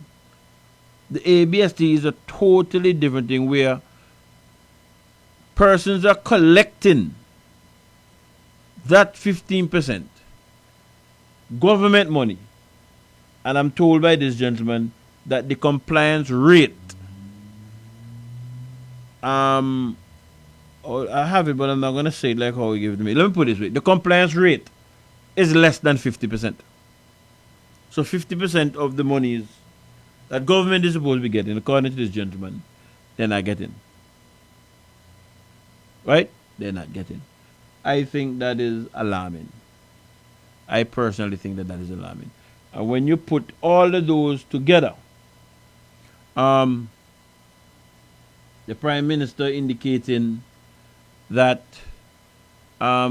concessions, duty frees and that kind of stuff, citizens have to understand that it's not a right or word into that effect, and it's only duty free for persons who are going to be going into business and they have machinery, etc., etc., etc.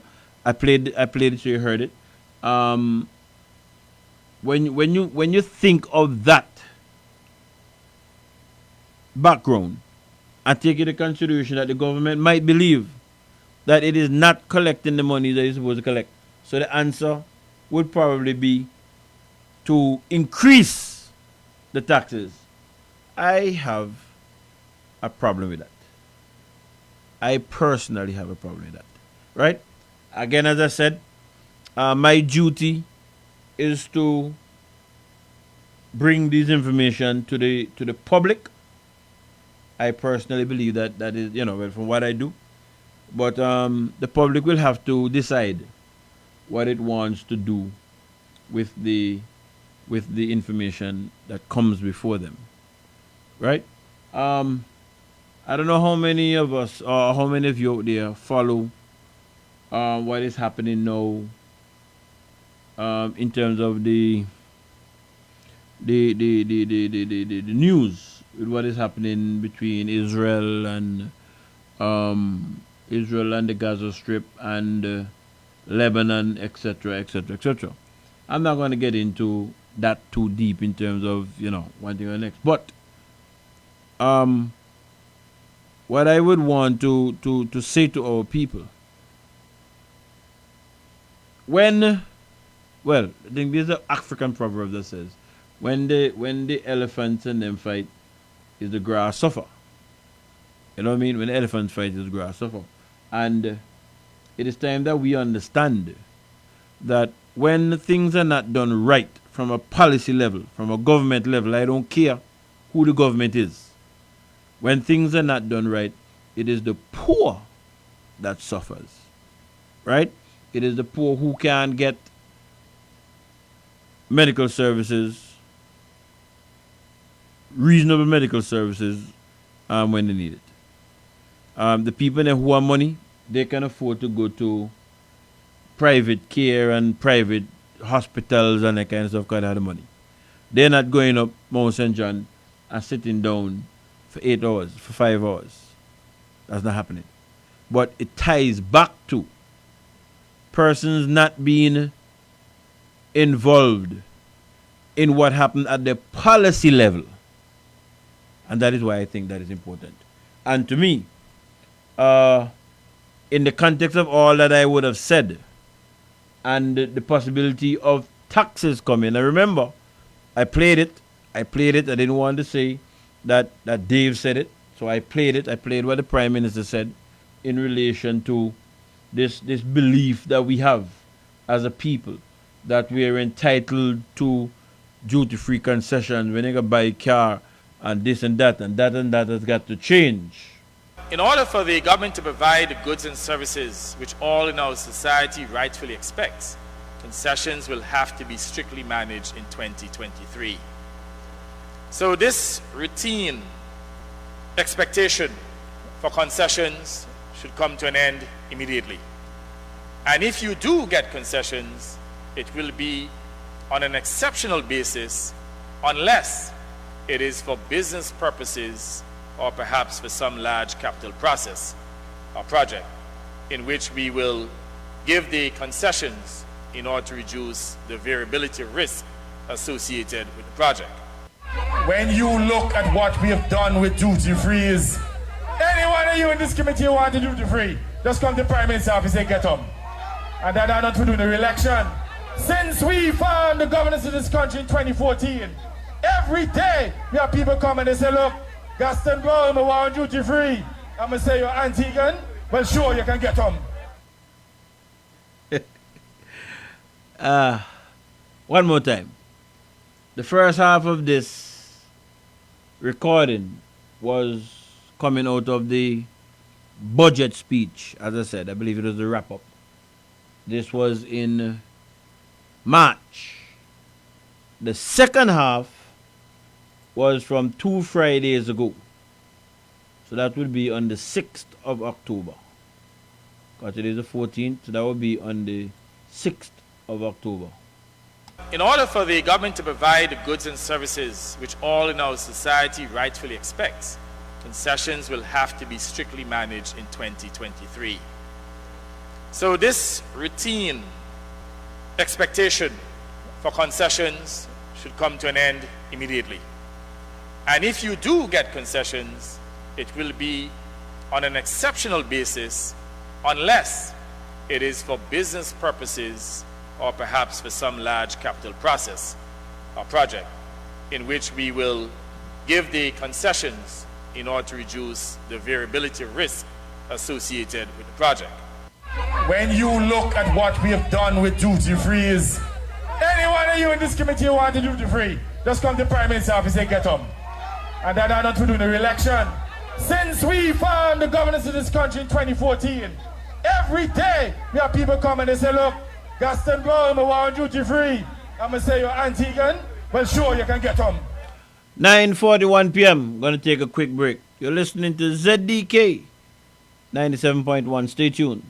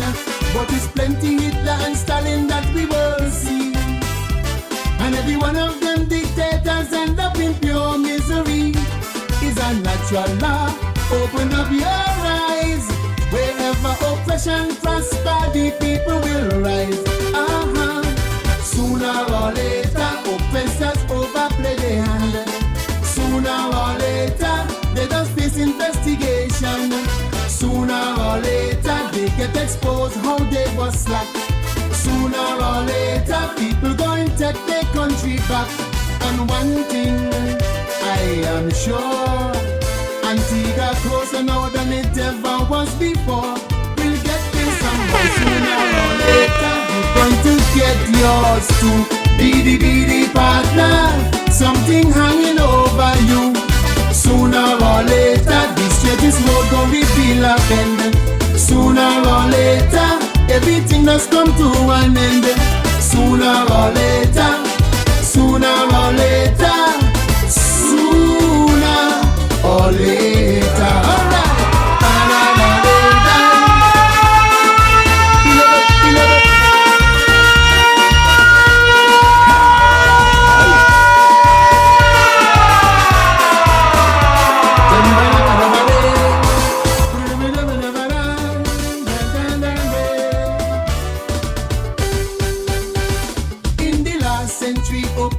Come and go for sure, but people steady, Jah know how much they can endure. Jah never give black folks more than they can carry. When they organize, he does guarantee their victory. Papa Bird and his son, 28 years they wear the crown. And though they were kings of corruption, who ain't dead fans falling down, the same fate critic for those who hear now. When the people pass their verdict, all pharaohs just bow. Sooner or later, oppressors overplay their hand. Sooner or later, they just face investigation. Sooner or later, they get exposed how they was slack. Sooner or later, people go and take their country back. And one thing I am sure, Antigua closer now than it ever was before. We'll get this somehow. Sooner or later, you're going to get yours too. Be the partner, something hanging over you. Sooner or later, the straightest road will reveal a bend. Sooner or later, everything that's come to an end. Sooner or later, sooner or later, sooner the better. Okay. Pilamale, Pilamale. All right, people.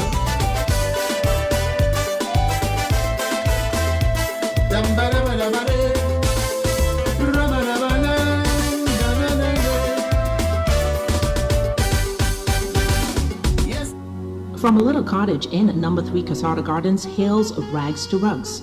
100% handmade Antiguan interwoven rag rugs by J. Lisa Lewis. We have various sizes of floor rugs, decorative wall hanging rugs, and table mats, uniquely and sustainably handmade. To purchase, send us a message via WhatsApp at 268-770-8088 for directions to our physical location, or we can deliver to you anywhere on Antigua absolutely free. Like and follow us on Facebook at Rags to Rugs Antiguan Made, on Instagram Rags to Rugs, or you can email us at ragstorugs@gmail.com. Don't forget, our rag rugs and table mats are machine washable and dryable. See you soon.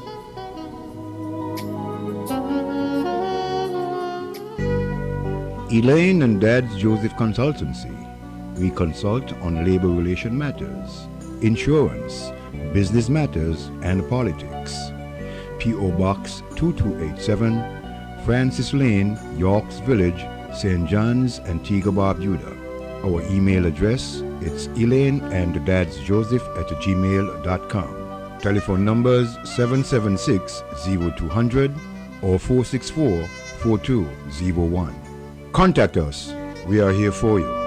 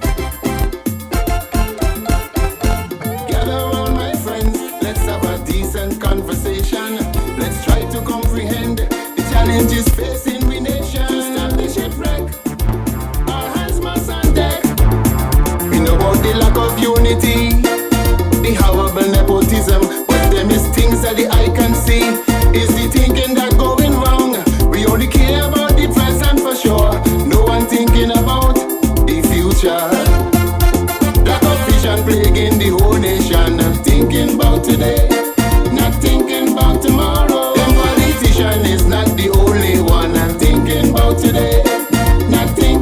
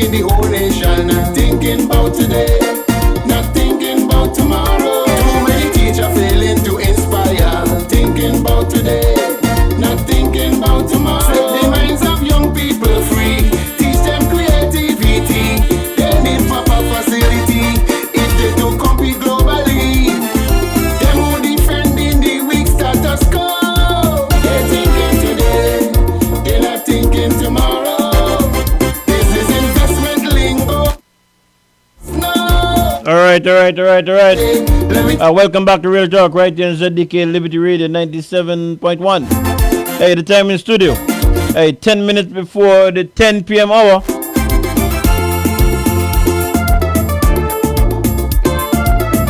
DB Josephine Company. But just see some things that happen here on the computer, they're dealing with it remotely. Hey, so forgive me for that little delay. They were setting up what they were setting up. And forget personal ambitions, not selfishness, retarding progress. We must all sign on the dotted line, gender equality prevail. Hey, Sons of the Man Stumpy. Hey, this one it tags thinking about tomorrow. And more corruption we will not condone. Good example must always be shown. Plague in the whole nation.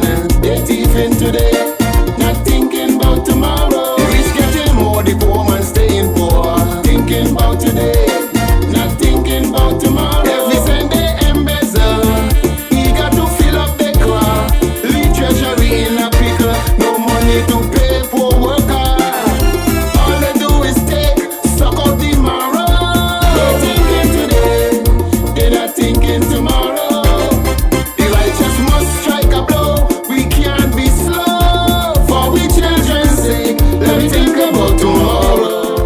Yes, the Sounds of the Man Stumpy. Hey, thinking about tomorrow. Yeah, thinking about the future generations of Antiguans and Barbudans, especially the indigenous Antiguan and Barbudan. All right. So then, that's that for now. Coming down the home stretch, 8 more minutes to go, and then I will be getting myself out of here. Booby Ali. Yes, I saw an article the other day that the final house have been moved, so I believe the site is now cleared and it should be all steam, full steam ahead, as the elders would say, full steam ahead. So we'll see. I was trying to pick up something on it, some sort of a news item that I could have shared with you in terms of the audio of it, but I wasn't able to pick that up. I see there's I don't remember which outlet it was in, media outlet, but I saw a picture that a crane was moving the house. I believe that might be the final house for the ladies and them that eventually the government wanted to forcibly acquire, but then there was an arrangement afterwards. There was an agreement afterwards. So that is now sorted out.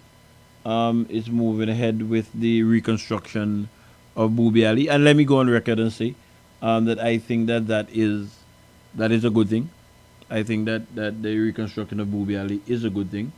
I thought it might have been mired in some unnecessary political drama, but we have gotten thus far, and I think that from henceforth, they should be able to proceed fairly smoothly. Yes, of course, there's going to be a delay in the project. Whatever timeline they would have probably given at first, there's reasonably going to be a delay because it took a little longer time to get the site cleared. So that is only straightforward, I believe. But we will be following it up, and as information is shared with the public, we will also share that information with you. I see somebody send me a WhatsApp here reminding me that apparently today or this evening, I'm not sure as to the timing of it, this evening the UPP and its representative in the upcoming by-election, they had some sort of a function this evening or this afternoon. Let me see what the person sent me here. Yes, it was some sort of opening of a branch office or something like that.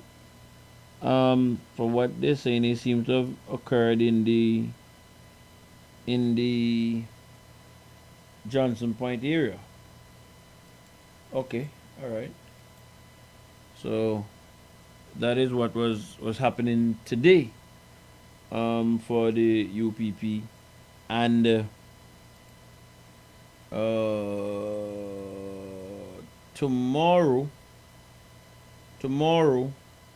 apparently there's going to be a motorcade or whistle stop, whatever they call it.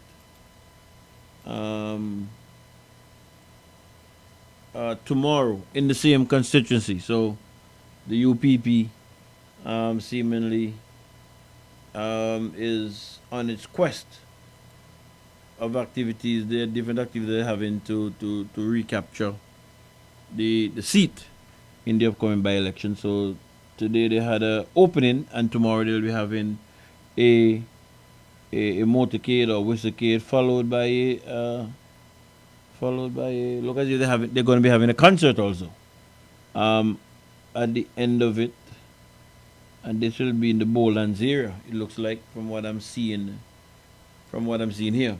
So for those persons who will be on those activities tomorrow, especially the motorcade or whistlecade or whistle stop, whatever they call it, let me just encourage you all to be as safe as possible when you're all on the road. If you're all traveling in the back of pickup trucks and that kind of stuff, please be seated and seated low. We're trying to not have tragedies and that kind of stuff at this point in time. So, just aid us in what you're doing as you're going about enjoying yourself. Still try to be as careful as you can. Still try to be as careful as you can as you engage in your different activities. I haven't seen nothing as yet to say if what is the Labour Party's schedule leading up to the by-election, but as I get it, I will be sure to share it with the public also, so that there's a level of balance in what we do on the show. But I don't have. I was asking about it earlier. Even when I got here, I was asking somebody about it, and they told me that they would have sent me something. So I don't know. And if persons there can tell me what they're doing, what the Labour Party is doing, feel free to share that information with me. But as I said earlier, I saw some activity behind me. Well, on the computer, that is. Some things are being set up. So I'll be dealing with those before I leave from here. I heard today, and I don't have the recording as yet. Between tonight and tomorrow, I will have it isolated anyway. I heard today that Dwayne George at some point in time was going to leave the UPP. That's what I heard, but I don't know. They say when Shark or Barracuda come and tell you, if Barracuda come and tell the Shark drone, or if Shark come and tell the Barracuda drone, let's say now I'll go over there to find out how we go. You have to believe them, whichever one bring the message. But when I heard that, I started looking at the timeline, and if I'm not wrong, I believe that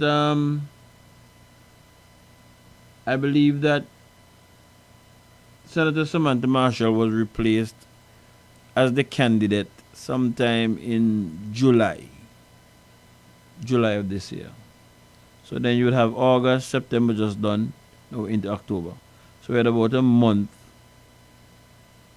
We're at about 2 months. 2 months going into 3 months. August, September. 2 months going into 3 months as to when Samantha was replaced as the candidate in the upcoming by-election.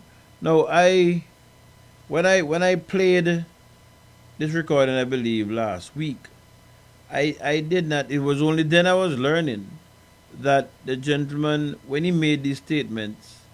Wait, let me make sure I know what I'm saying. Oh no. Before we go to that one, where is that one there? Yeah, before we go to that one, Let me go to this one here that I see they have set up. Where is it? Where is it? This one here. Nope. Cue back up that. Go up with that and go up with that. He admitted that his parents could not afford to send him to school. And he got a scholarship on the United Progressive Party. Dwayne George. He admitted that the last time he was on the platform in Orleans, just last week also. Dwayne George got a scholarship. Yes. On the United Progressive Thank Party. God for Hilson Brother be Baptist. Oh, interesting. He admitted that his parents could not afford to send him to school. And he got a scholarship on the United Progressive Party. Dwayne George. He admitted that the last time he was on the platform in Orleans, just last week also. Dwayne George got a scholarship. Yes. On the United Progressive Thank Party. God for Hilson Brother be Baptist. See, but tell people be careful how they talk though. Be careful how they talk. I tell people that all the time. If you can say that you people never do nothing, and then now they say that they give you a scholarship, where is it about that? Where is it about that, my friend? Good night, caller. Good night. How are you doing, sir? Yeah, but, Dave. Yes, sir. I could tell you this is a plain and flat. I spoke to Dwayne George, right? Uh-huh. And he said to me that he don't like what's going on. Where? Personally. You don't like what's going on where? In the UPP camp, and he's going to leave. Okay. And he said to me, must go on the radio and say it. And I said to him, I'm not going to do it. You have to face the fact. So this is not a lie. When you and him had that conversation? After Shuggy won. That would have been Shuggy would have won in January. Yeah. Listen, after Shuggy won. Well, first let me rule it back a little. He won the primary. He won the primary? Yeah, he won the primary, which is when he get the primary. Hold on 1 second. Let me make sure I'm hearing you clearly. Who won the primary? There was a primary between who and who? He wanted to have a primary. Oh, he wanted to have a primary. Okay. He wanted to have a primary. Which is, they didn't do a primary. And he was upset about all this. All right. So he wanted a primary, and the primary was not held. No. So he was upset about that. All these things. And well, let me roll it back. Because I have interrupted him a lot of times. I interrupted him all the time. I asked him a lot of questions all the time. I always ask him questions. I'm not too far away from him. But I always ask him questions about his life and so on. First, let me roll it back. I'm the first one who give him a job. Alright? Mm-hmm. So I can tell a lot of things about it. But that's not my business to say a lot of things about it. Yeah, I understand what you're saying. I'm just saying, what do I know about him? Mm-hmm. First, he was champion for Carter Marshall. Mm-hmm. And then, after they like put him at the back of the bus, he was upset. And he was planning to leave. They forced him, they said don't leave because they're going to have him, they're going to make him a senator and blah, blah, blah. You understand? Mm-hmm. Here comes the chance that he gets, they tell me he's going to leave, tell me he's going to leave. And I talk to him, I say, you sure you're going to leave? Tell me you're going to leave and go and tell me. Go and say he's going to leave. Because he's upset of what's going on. All right. This is not a joke. Are you familiar with the UPP's constitution? I don't familiar with the constitution. The UPP constitution, not because they have their own constitution. Sorry. Right. You know what upset me about UPP? Mm-hmm. I can tell you this personally. I do not like the word Chief Carpet Marshal. No. Say this to say this. Because I have so many things to contribute to UPP. With education, with his experience, and they never make him a senator. No, I will say this to you personally. Look at how they keep on have Jonathan Joseph all the time, Sean all the time, Dave all the time. You know what I mean? What? Carver can be a senator? Huh? I don't know why they never made him a senator. I really don't know. You don't know, but really, if a person have experience, and if a person can contribute to a nation, would you put him behind the back of the bus as a person? I'm talking about you. No, I wouldn't. No. I would say this to you personally. Carpet Marshall have played the Cassie, all those Cassie Bush. And not one time I hear Shuggy say, thanks to Carpet Marshall. Not one time. He should say something. No, well, because you don't hear it, don't mean he didn't say it. Because I have heard him say it. When? I've heard him say it. I've heard him say it. I've heard him say it. I've heard him say it. And I've heard him say it publicly, man. When? When I'm asking you when? Recently, what is it? Recently, a month or two ago, something like that. No, I have heard him. I have heard him say that. I can tell you I that. want to say this. Anytime anyone do anything for me, from the very onset I'm going to anything, whether a teacher teach me, and I pass my subject, the immediate I pass my subject, I say thanks to that teacher. I'm not going to wait until the public been saying things and then say it. It's like I'm a backbencher to me. That's me personally. Okay, let me ask you a question. Or let me ask you a few questions. If I'm understanding what I've been hearing correctly, is that Dwayne George was working or started working along, coming up the ranks with Hilson Baptist, then to Brother B. Yeah. Not Hilson Baptist and then to Cartwright Marshall. He started to work with Hilson Baptist first. First example, when he came back from college, Hilson Baptist is the one saying, this is the man who's going to take over when he left. Right. All right. I am not over in the constituency. I don't know if you live in the constituency. I can only tell you what I would have heard nationally. You know what I mean? Listening to the radio, listening to them on the radio, etc. A determination was made leading up to the election that based on Cartwright's health, they were not going to proceed with him. Okay. Right? That's what I heard on the radio. Yeah, go ahead. I'm listening. And that led to a situation where the branch I would have heard would have been for Dwayne George. You're right. You're right But with all that. the I don't know if they ran polls or whatever, but the determination was made that Shuggy was better accepted by the community or by the constituency as opposed to Dwayne George. I'm just telling you what I heard on the radio. Okay. And then based on that, they went with Shuggy as the candidate and he won. Okay. Now here's my issue. If it's me, if it is me, if I was in Dwayne George shoe, if it was beef, and I believe that I was hard pressed or I was hard done by the party, I was not going to put myself in a position where he is now on record. I think it might have been going back to, I'm going to give it a date that it told me. It would have been on the 19th of June. Remember, the election was in January. Yeah, go on. And 6 months later, he's on record of saying, Shuggy is the man, Gaston, 1,000 people here, blah, blah, blah. How do you explain that? That if he was that incensed as to what, as he was given a raw deal, I'm not telling you whether he's right or wrong, but if he was incensed that what was done to him was not right, then 6 months after you have that endorsement, and then a month or two after that, now you hear that no, my pan the other side. How do you square all of that? I think one is was putting up a shame price. That's one. He was say that again. Say that again. Say that again. He was putting up a shame price. A shame price. Oh, yeah. Okay. Yeah. Let me say something to you now. No, I understand. Let me roll you back a little. Yep. You see, I interact with all these guys. I interact with Mr. Cartwright Marshall. I can tell you this much.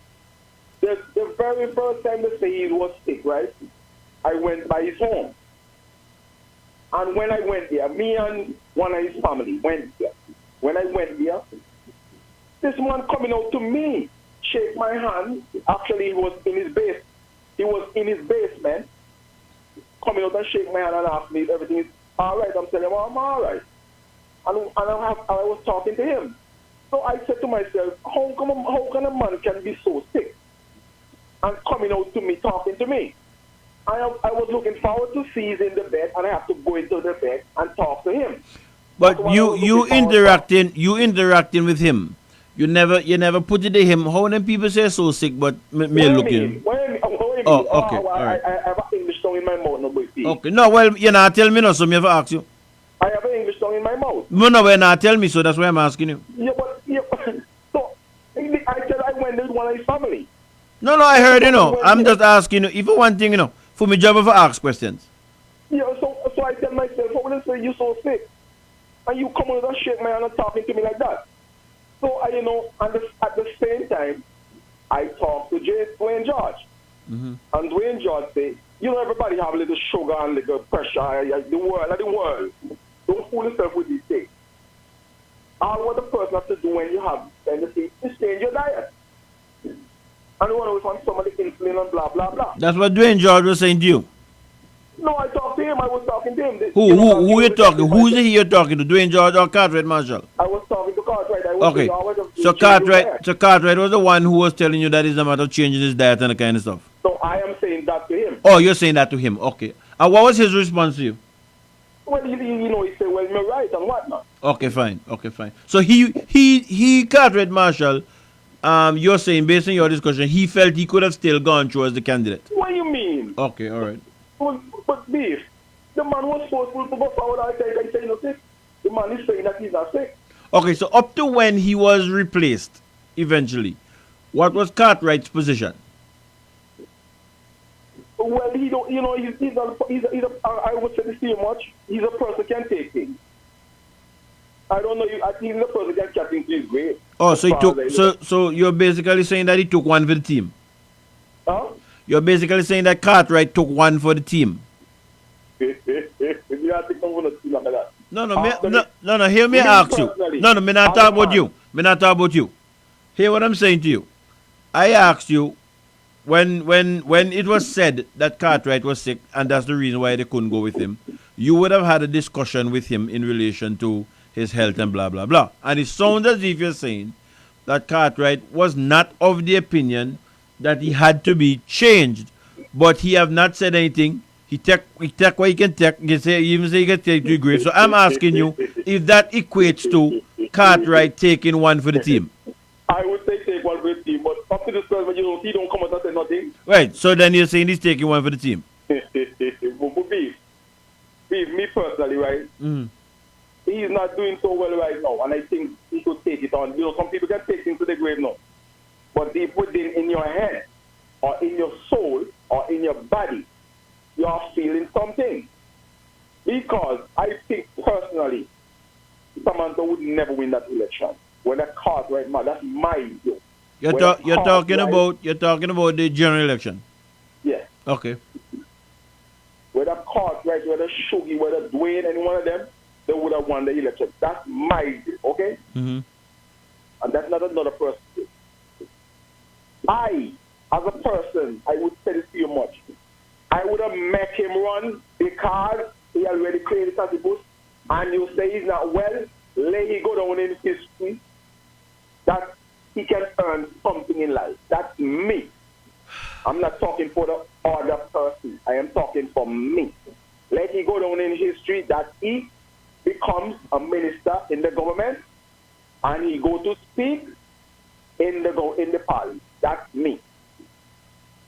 I wouldn't push him under the bus. I would never do that. You know, and up to this present moment, you're not hearing his name bundling around no time at all. Once the bloom you might hear. Well, I heard the Prime Minister say that he would have been a good candidate and he would have been in his government and blah blah blah blah. The man is smart. Yeah. Did you hear? Well, how much times Cartwright ran in the election? This will be the second time. Okay, so did you ever hear those kind of accolades before? Yes, they always say smart. Who said that? From the government side? Not the government side. Okay, but but the people in the same way always say no, I know that. I'm not talking about those. I'm just saying, when you're hearing no, after the fact that he was so good. Well, I smile anyway. I smile for a lot of things, though. Because I could tell you this much. If tomorrow morning, just for argument's sake, that's done dead, you will hear he's the best man in the world. No, he's in power, he's the worst man in the world. Okay. That's people. I hear you. That's a human being that would say all kind of nice things about him. And when Lester Bird was in 4 years, they say he's the worst, President the worst. When Peace was he's the worst. And when he did what he all kind of people say. I get your point. That's But for me personally, again, and I don't speak for nobody, like how you say what you think. I am wise enough to understand that political parties operate and do things how they want to do things at times. Because the by-election, the results of the by-election would tell us whether or not Samantha was given the short end of the stick or not. Right? Because we would have heard that Samantha Marshall would have been campaigning, and within a matter of a day or two, she developed some issues with her family that she needed to look at. You can decide whether you believe them kind of things, yes or no. I'm just telling you how political parties operate. You know what I'm saying? Steve, I'm a person, right? I do tell you this much. I'm a person, I listen. I'm a listener. Very important to do that. I am a person, I quick to listen and slow to answer. And that's what I carry with me all the time. I will hear listen to you all day, all long. What is it that? If I am working with a company, I will listen to the management team all the time. When I get home, I'm adjust myself to what they ask me. I'm not going to say, and if a person come up with something new, and I know, I don't say nothing. I want to see what you have to offer, and when I get home, I adjust myself to what you have to offer and what I have to offer. That is just me. Other people will say, I know, that people and that. That's not me. I want to see what you have to offer, and then I just, if I want to add something to him, if I want to take away something from it, I do, because a trial can teach me, a big man, something. Let me share something here with you that I just went to the WhatsApp,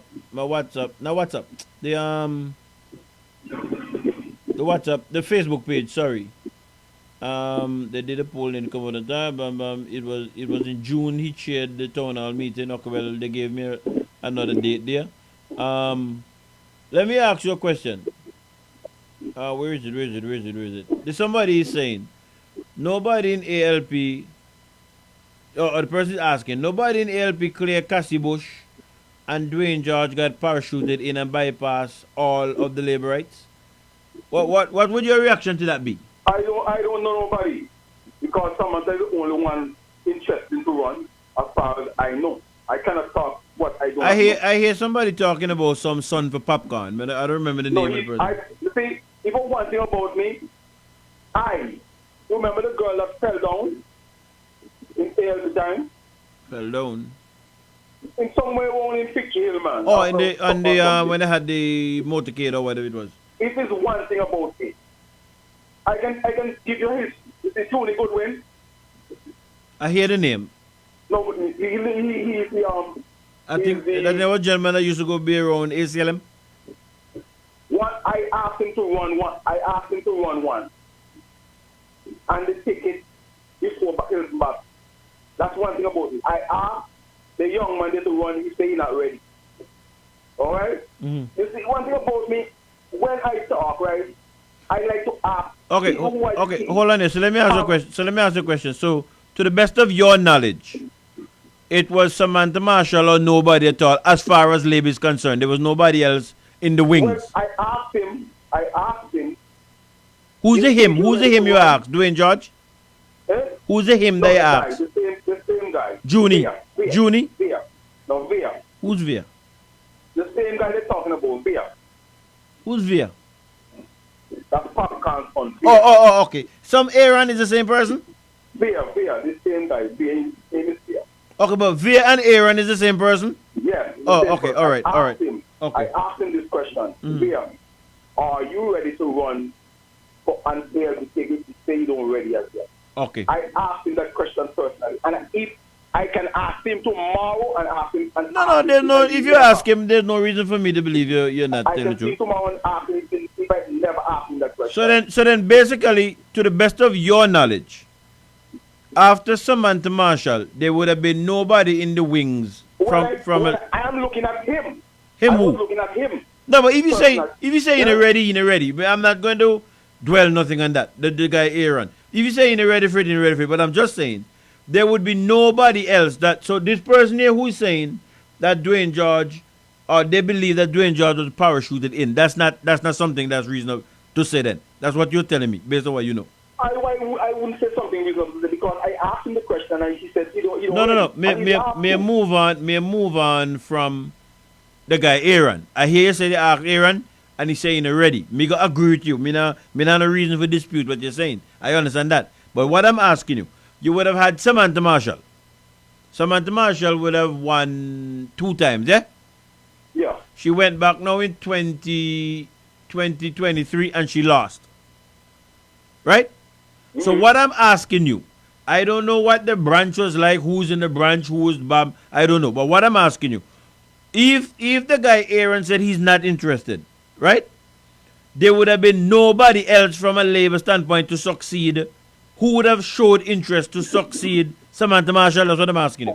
Well, personally, I cannot say nothing about that because I never asked no one else. Okay. So I cannot come off the bat and say there is someone else and they never get that person that chance. All right.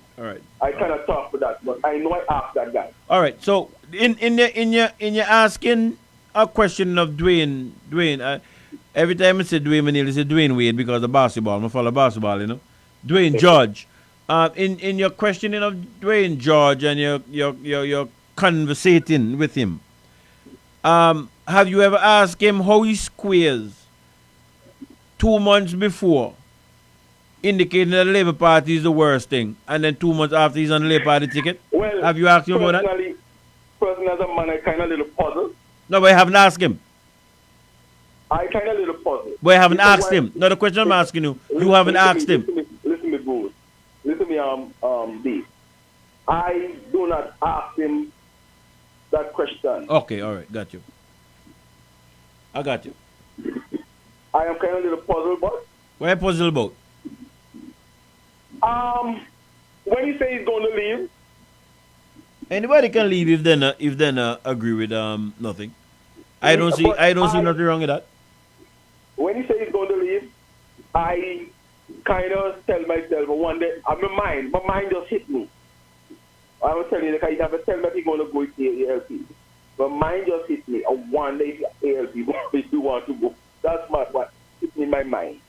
But if you talk to these guys so much and talk to them, how come you haven't spoken to him about that?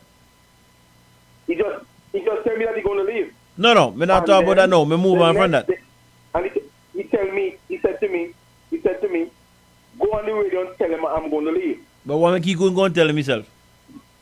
Because I'm a person always talk. I talk on the radio a whole lot now, but you don't anyway. I always go and express my views about Antigua and Barbuda because I like this place. I think it's the best place in the world. So you're a part of Dwayne George team? Not really. But why would if Dwayne George is leaving the UPP for whatever the reason, why Dwayne George couldn't come and tell the public that he's leaving the UPP? Why he needed somebody to do it? Because he always hear me on the radio talking. Okay, all right. I hear you. All right, my friend. You live in St. Mary's South? Yes. All right. Make sure you go out and buy election there and cast your vote for whoever you want to. Well, personally, I would tell you this much. I am country first. You can't vote for the country. Listen to me, but let me say this to you. Let me say this to you as a person. I come up to Antigua to live, right? And I always talk to you people about in St. John City. I always say this. There's something. I have a friend, my Bessie. That's my Bessie. We always talk about things like Antigua and whatnot. And when I see them was develop St. John's, right, I say that's not the right way to develop St. John. That's when they're putting on the jelly bean sidewalk and so. Yes, yes. If they want to develop St. John, do some planning. I said that to me and my friend was, because I see development before. I was in St. Martin. I see them try to upgrade St. Martin. If you ever go there, and I see where they started to upgrade it in a kind of way to make it a better place. I said there was just putting down galvanized and the Syrian common cast and Tom common cast and Harry common cast. And I said, Lord, help me. Help me, Lord, because it's going to be a chaos in St. John. I'm not talking because I want to talk. I see it. And I live it. You understand? If you want to develop a country, right, and you have a problem with sewage problem, the first thing you start to think about put down a sewage plant. Then, when you put it on the sidewalk, you put them down in phase. 3 feet apart, 4 feet apart.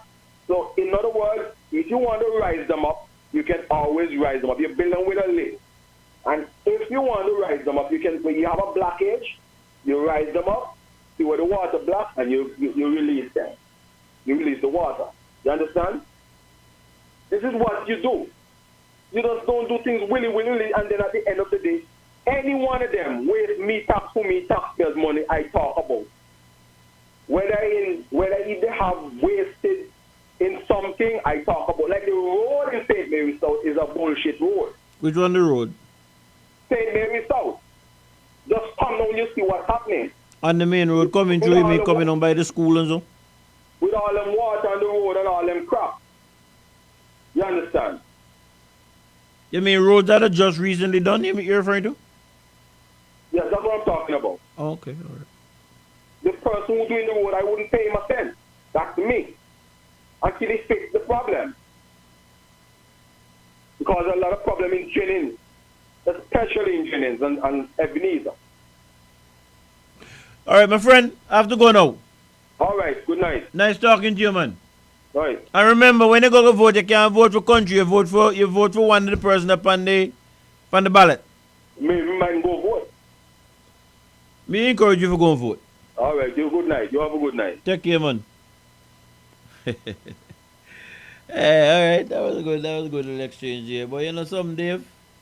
You need to be getting out of here now. Down the road. No, next week Sunday. This Sunday coming. This Sunday coming. This Sunday coming. Gas up your car because we're whistle stopping right throughout St. Mary South.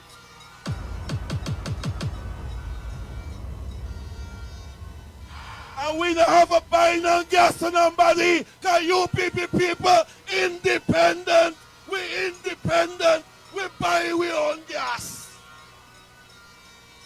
We don't have to go to the branch office to wait for gas money. So come Sunday, 3 o'clock. Next week Sunday. This Sunday coming. This Sunday coming. This Sunday coming. Gas up your car because we're whistle stopping right throughout St. Mary South.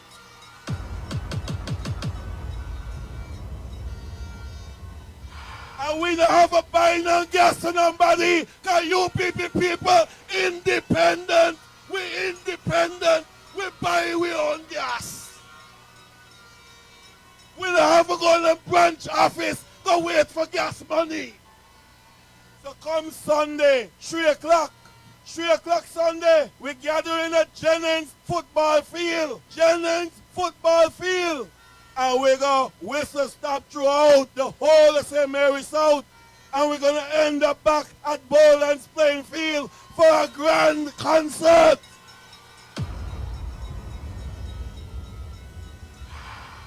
And now there's something sweet. And now it's sweet. And now it's hot. They announce the date. What do I expect? What do I expect? What do I expect? Me never know. Are we fooling for take blow? Are we not take blow? Pressure them. A time for we done them. We gonna done them. We gonna done them. Now let me tell you something before I bring on my next speaker. The other day in the cabinet, Cutie Benjamin tamp up the Gaston face with words. Cutie say, how dare you speak to me like that, Prime Minister? How dare you? I senior you. I senior you. Cutie say, it took me 50 years to build a house. It took you 5 years to build 5 homes. How dare you? I seen you. Pop the gas them face with words. Damn, we got done them. Now let me tell you something before I bring on my next speaker. The other day in the cabinet, Cutie Benjamin tamp up the gas them face with words. And them.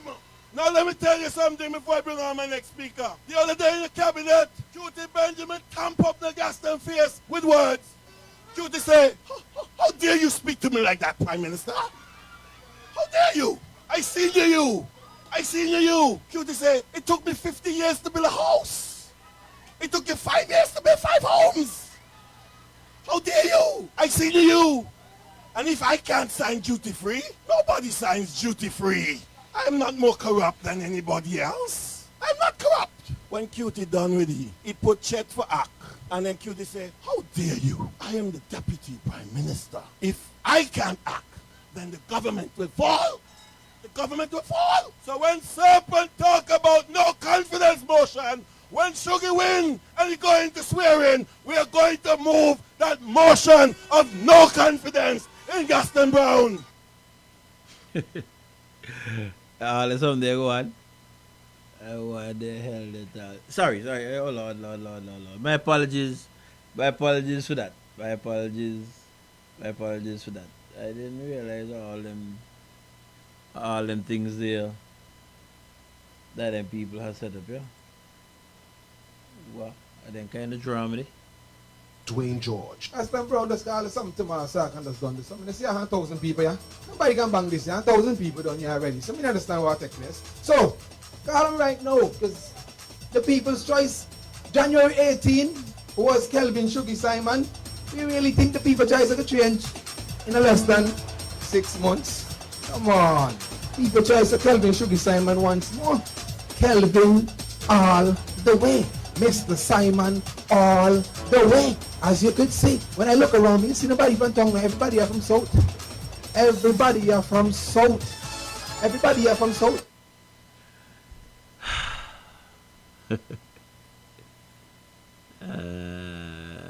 Somebody in the message said that this was on the where is it? There was a date that somebody put here.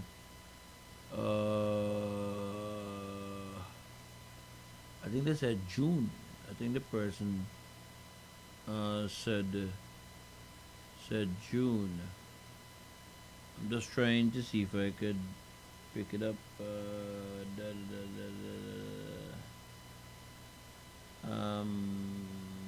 Nope, I don't not seen it. But I thought the person said June.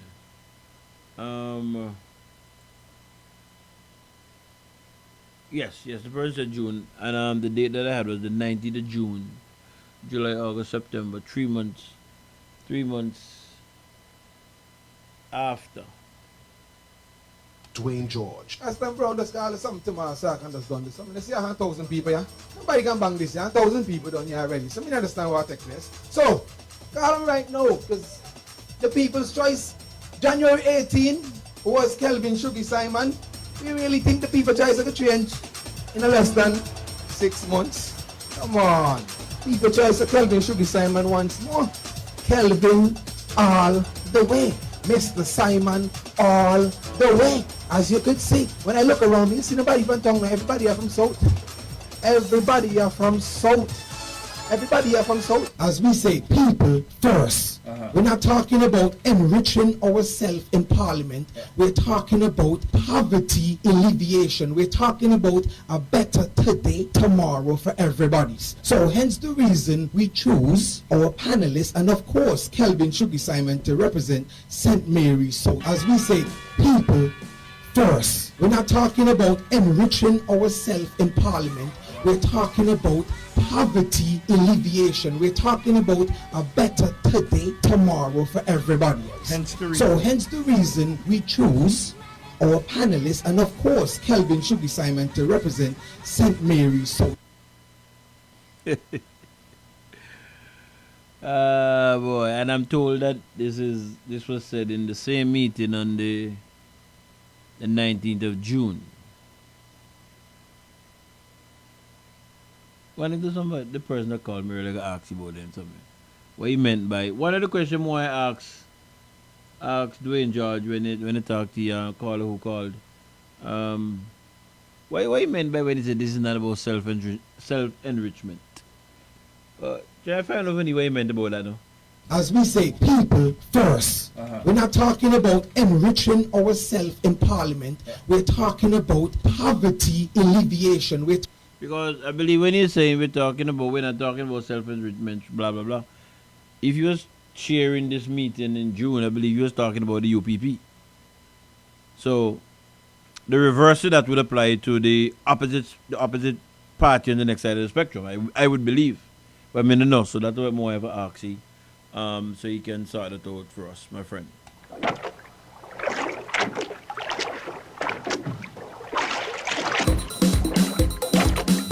Yeah, let me look to clear off this board now. The time in studio, 10:36 p.m. Time for me to be getting out of here.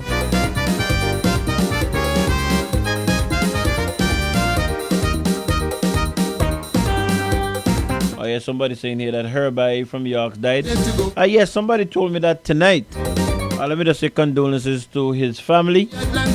There's this Rasta guy in York. I was trying to remember the name. Herbie, that is the name. Condolences to the family on his passing. Strength of Antigua black woman, hungry beautiful state, serve as motivation. Somebody says 3 weeks after he's the candidate for the ABLP. All right. We rolling. No, you're right. Oh, no, you said that. No, it's true.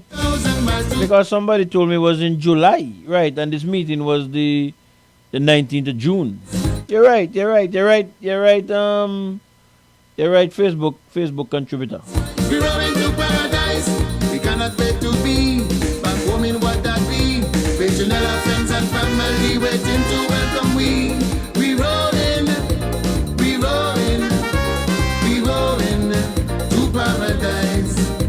We rolling to paradise. Yes, Antigua nice. Antigua nice. We rolling to paradise. Oh yeah. Samara.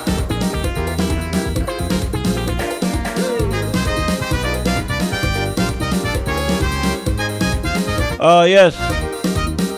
Let me make sure that I'm not leaving out nothing here. 9 months of exercise, strict diet, hard training. Hey, thanks much, Hazel. Acclimatized to the sport of rowing. To face that challenge, we put we like. Let me just say thank you to those persons who WhatsApp, to the gentleman who called. Hey, remember to go out and vote, caller. Motivated us more, determined. Vote for the choice, the person, the candidate that you like. That's the most I will say to you. To those persons who would have just listened, the silent majority. Hey, thank you for staying the course with me tonight. And if it is the Almighty's will, I'll be back next week, Saturday at 8 p.m. Yes, we going hard to that could be the 21st. That's gonna be the weekend before the by-election. To paradise, we rolling. All right. Hey, for the ladies who reside alone, hey, please burn the little extra electricity. Your security is priority number 1. Remember, hey, to keep the Almighty God as your guide, because with Him in your boat, you will be able to smile at the storm. And never ever forget, hey, once the Almighty brings you to it, He certainly will bring you through it. Hey, so until we come together again. Sometimes I get lonely. To reach home we all wish. Hey, stay safe. Company. Again. Dolphin and flying fish. Get well greetings going out to Tiny Rose. For 47 days. Hey, follow the doctor's orders, my friend. You to get away. And we'll keep you in our prayers. The pages of history beckon. Black woman in a white man's sport. Now let Antigua down. We know we are. Hey, what am I gonna go out with? Let me go with another one, Stumpy. To paradise. 1,000 miles to go. Energy running low. And going any capsize. We rowing to paradise. Don't like all the Russians taste. All of them are shrinking waist. But who food to taste but cry? We rowing to paradise. Saltfish and coconut, seasoned rice, goat water, fried fish and fungi with steam up a sip of English Java. We rolling, we rolling, we rolling to paradise, yeah. We rolling, we rolling, we rolling to paradise. Auntie a nice, nice, nice, auntie a nice, nice, nice. We rolling to paradise, oh yeah. Warning.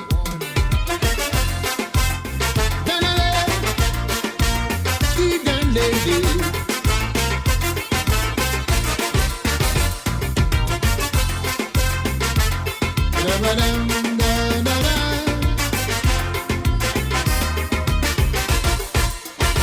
First Samuel 8, have a message I must relate to make Antigua think straight and avoid disaster coming. Though this story old, an important teaching it hold of people stupid but bold, telling the world they want a king. You know my position that we don't learn from history, how we ignore lesson that could end any mockery. We work up conversion hard, but I know I must keep trying to warn my brethren what gon' happen when they get a king. He go take your beautiful daughters and make them water carriers. Take warning, those are the ways of a king. He go keep suppressing the masses. Do what he like with your taxes. Someone was warning, those are the ways of a king. He shall take his wife and son and give them high position. Carve up your best land and give it way to the foreign man. Patriots warning, warning. Hope all you listening. Those are the ways of a king. Put up the tune. Put up the tune. Put up the tune. Put up the tune. Warning.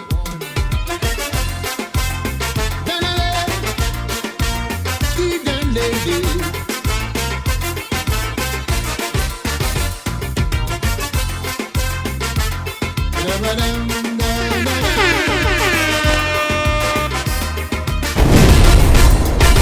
First Samuel 8, have a message I must relate to make Antigua think straight and avoid disaster coming. Though this story old, an important teaching it hold of people stupid but bold, telling the world they want a king. You know my position that we don't learn from history, how we ignore lesson that could end any mockery. We work up conversion hard, but I know I must keep trying to warn my brethren what gon' happen when they get a king. He go take your beautiful daughters and make them water carriers. Take warning, those are the ways of a king. He go keep suppressing the masses. Do what he like with your taxes. Someone was warning, those are the ways of a king.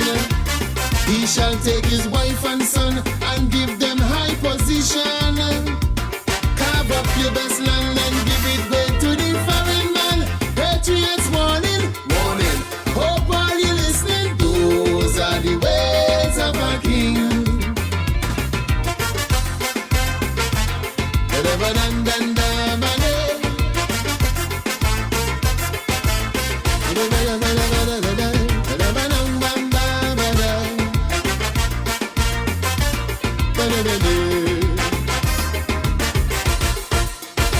First Samuel 8, shoulda all of we thinking straight. The challenge that song we played, the horrors the future holding. Just open your eyes, it will not come as a surprise. The behavior not disguised when it have a rich king ruling. Looks like hell for us all, no difference between sheep and goat. Peter paying for Paul, all struggling to stay afloat. We don't need no damn poster, we all attended proper school. We should understand repercussion when a king does rule.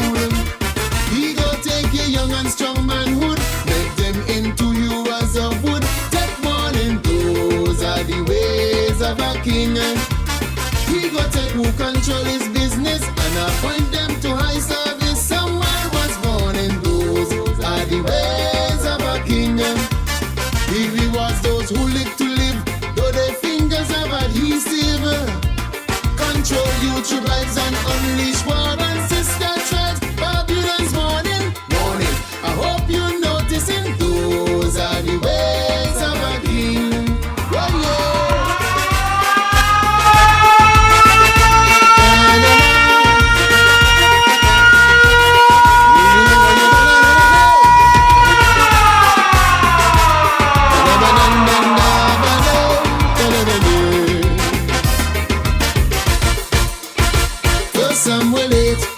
Carry a message of hate. It means to communicate the dangers of dictatorship. Warning implicit, wherever you stand there you sit. It's you who did vote for it. Some black people still love the whip. It seems like we don't fear them who make corruption a career. It's like we don't care. A big stick break off in the air. Calling it democracy, telling me to stop beating drum. Hate my prophecy, what life will be in a modern kingdom. He go treat national institution like personal corporation. Take warning, those are the ways of a king. He shall monopolize the use of force, prevent justice from running its course. Someone warning, those are the ways of a king. Ready to push confrontation and surround yourself with yes man. Fed up readiness and becomes the share with the rest. Calypso warning, warning. I hope all you grasping, those are the ways of a king. Oh yo, Tingaling institution like personal corporation. Take warning, those are the ways of a king. He shall monopolize the use of force, prevent justice from running its course. Someone warning, those are the ways of a king. Ready to push confrontation and surround yourself with yes man. Fed up readiness and becomes the share with the rest. Calypso warning, warning. I hope you understand, those are the ways of a king. Oh yo, ting-a-ling, ting-a-ling. Antigans just done voting, really by the old asking. They end up with a king. What a calamity, ruled by friends and family. Bet you run and ban you belly is you got for royalty. What a thing, ignore the Bible warning. Bribe money soon finishing, 5 more years of punishing. Oh, yeah.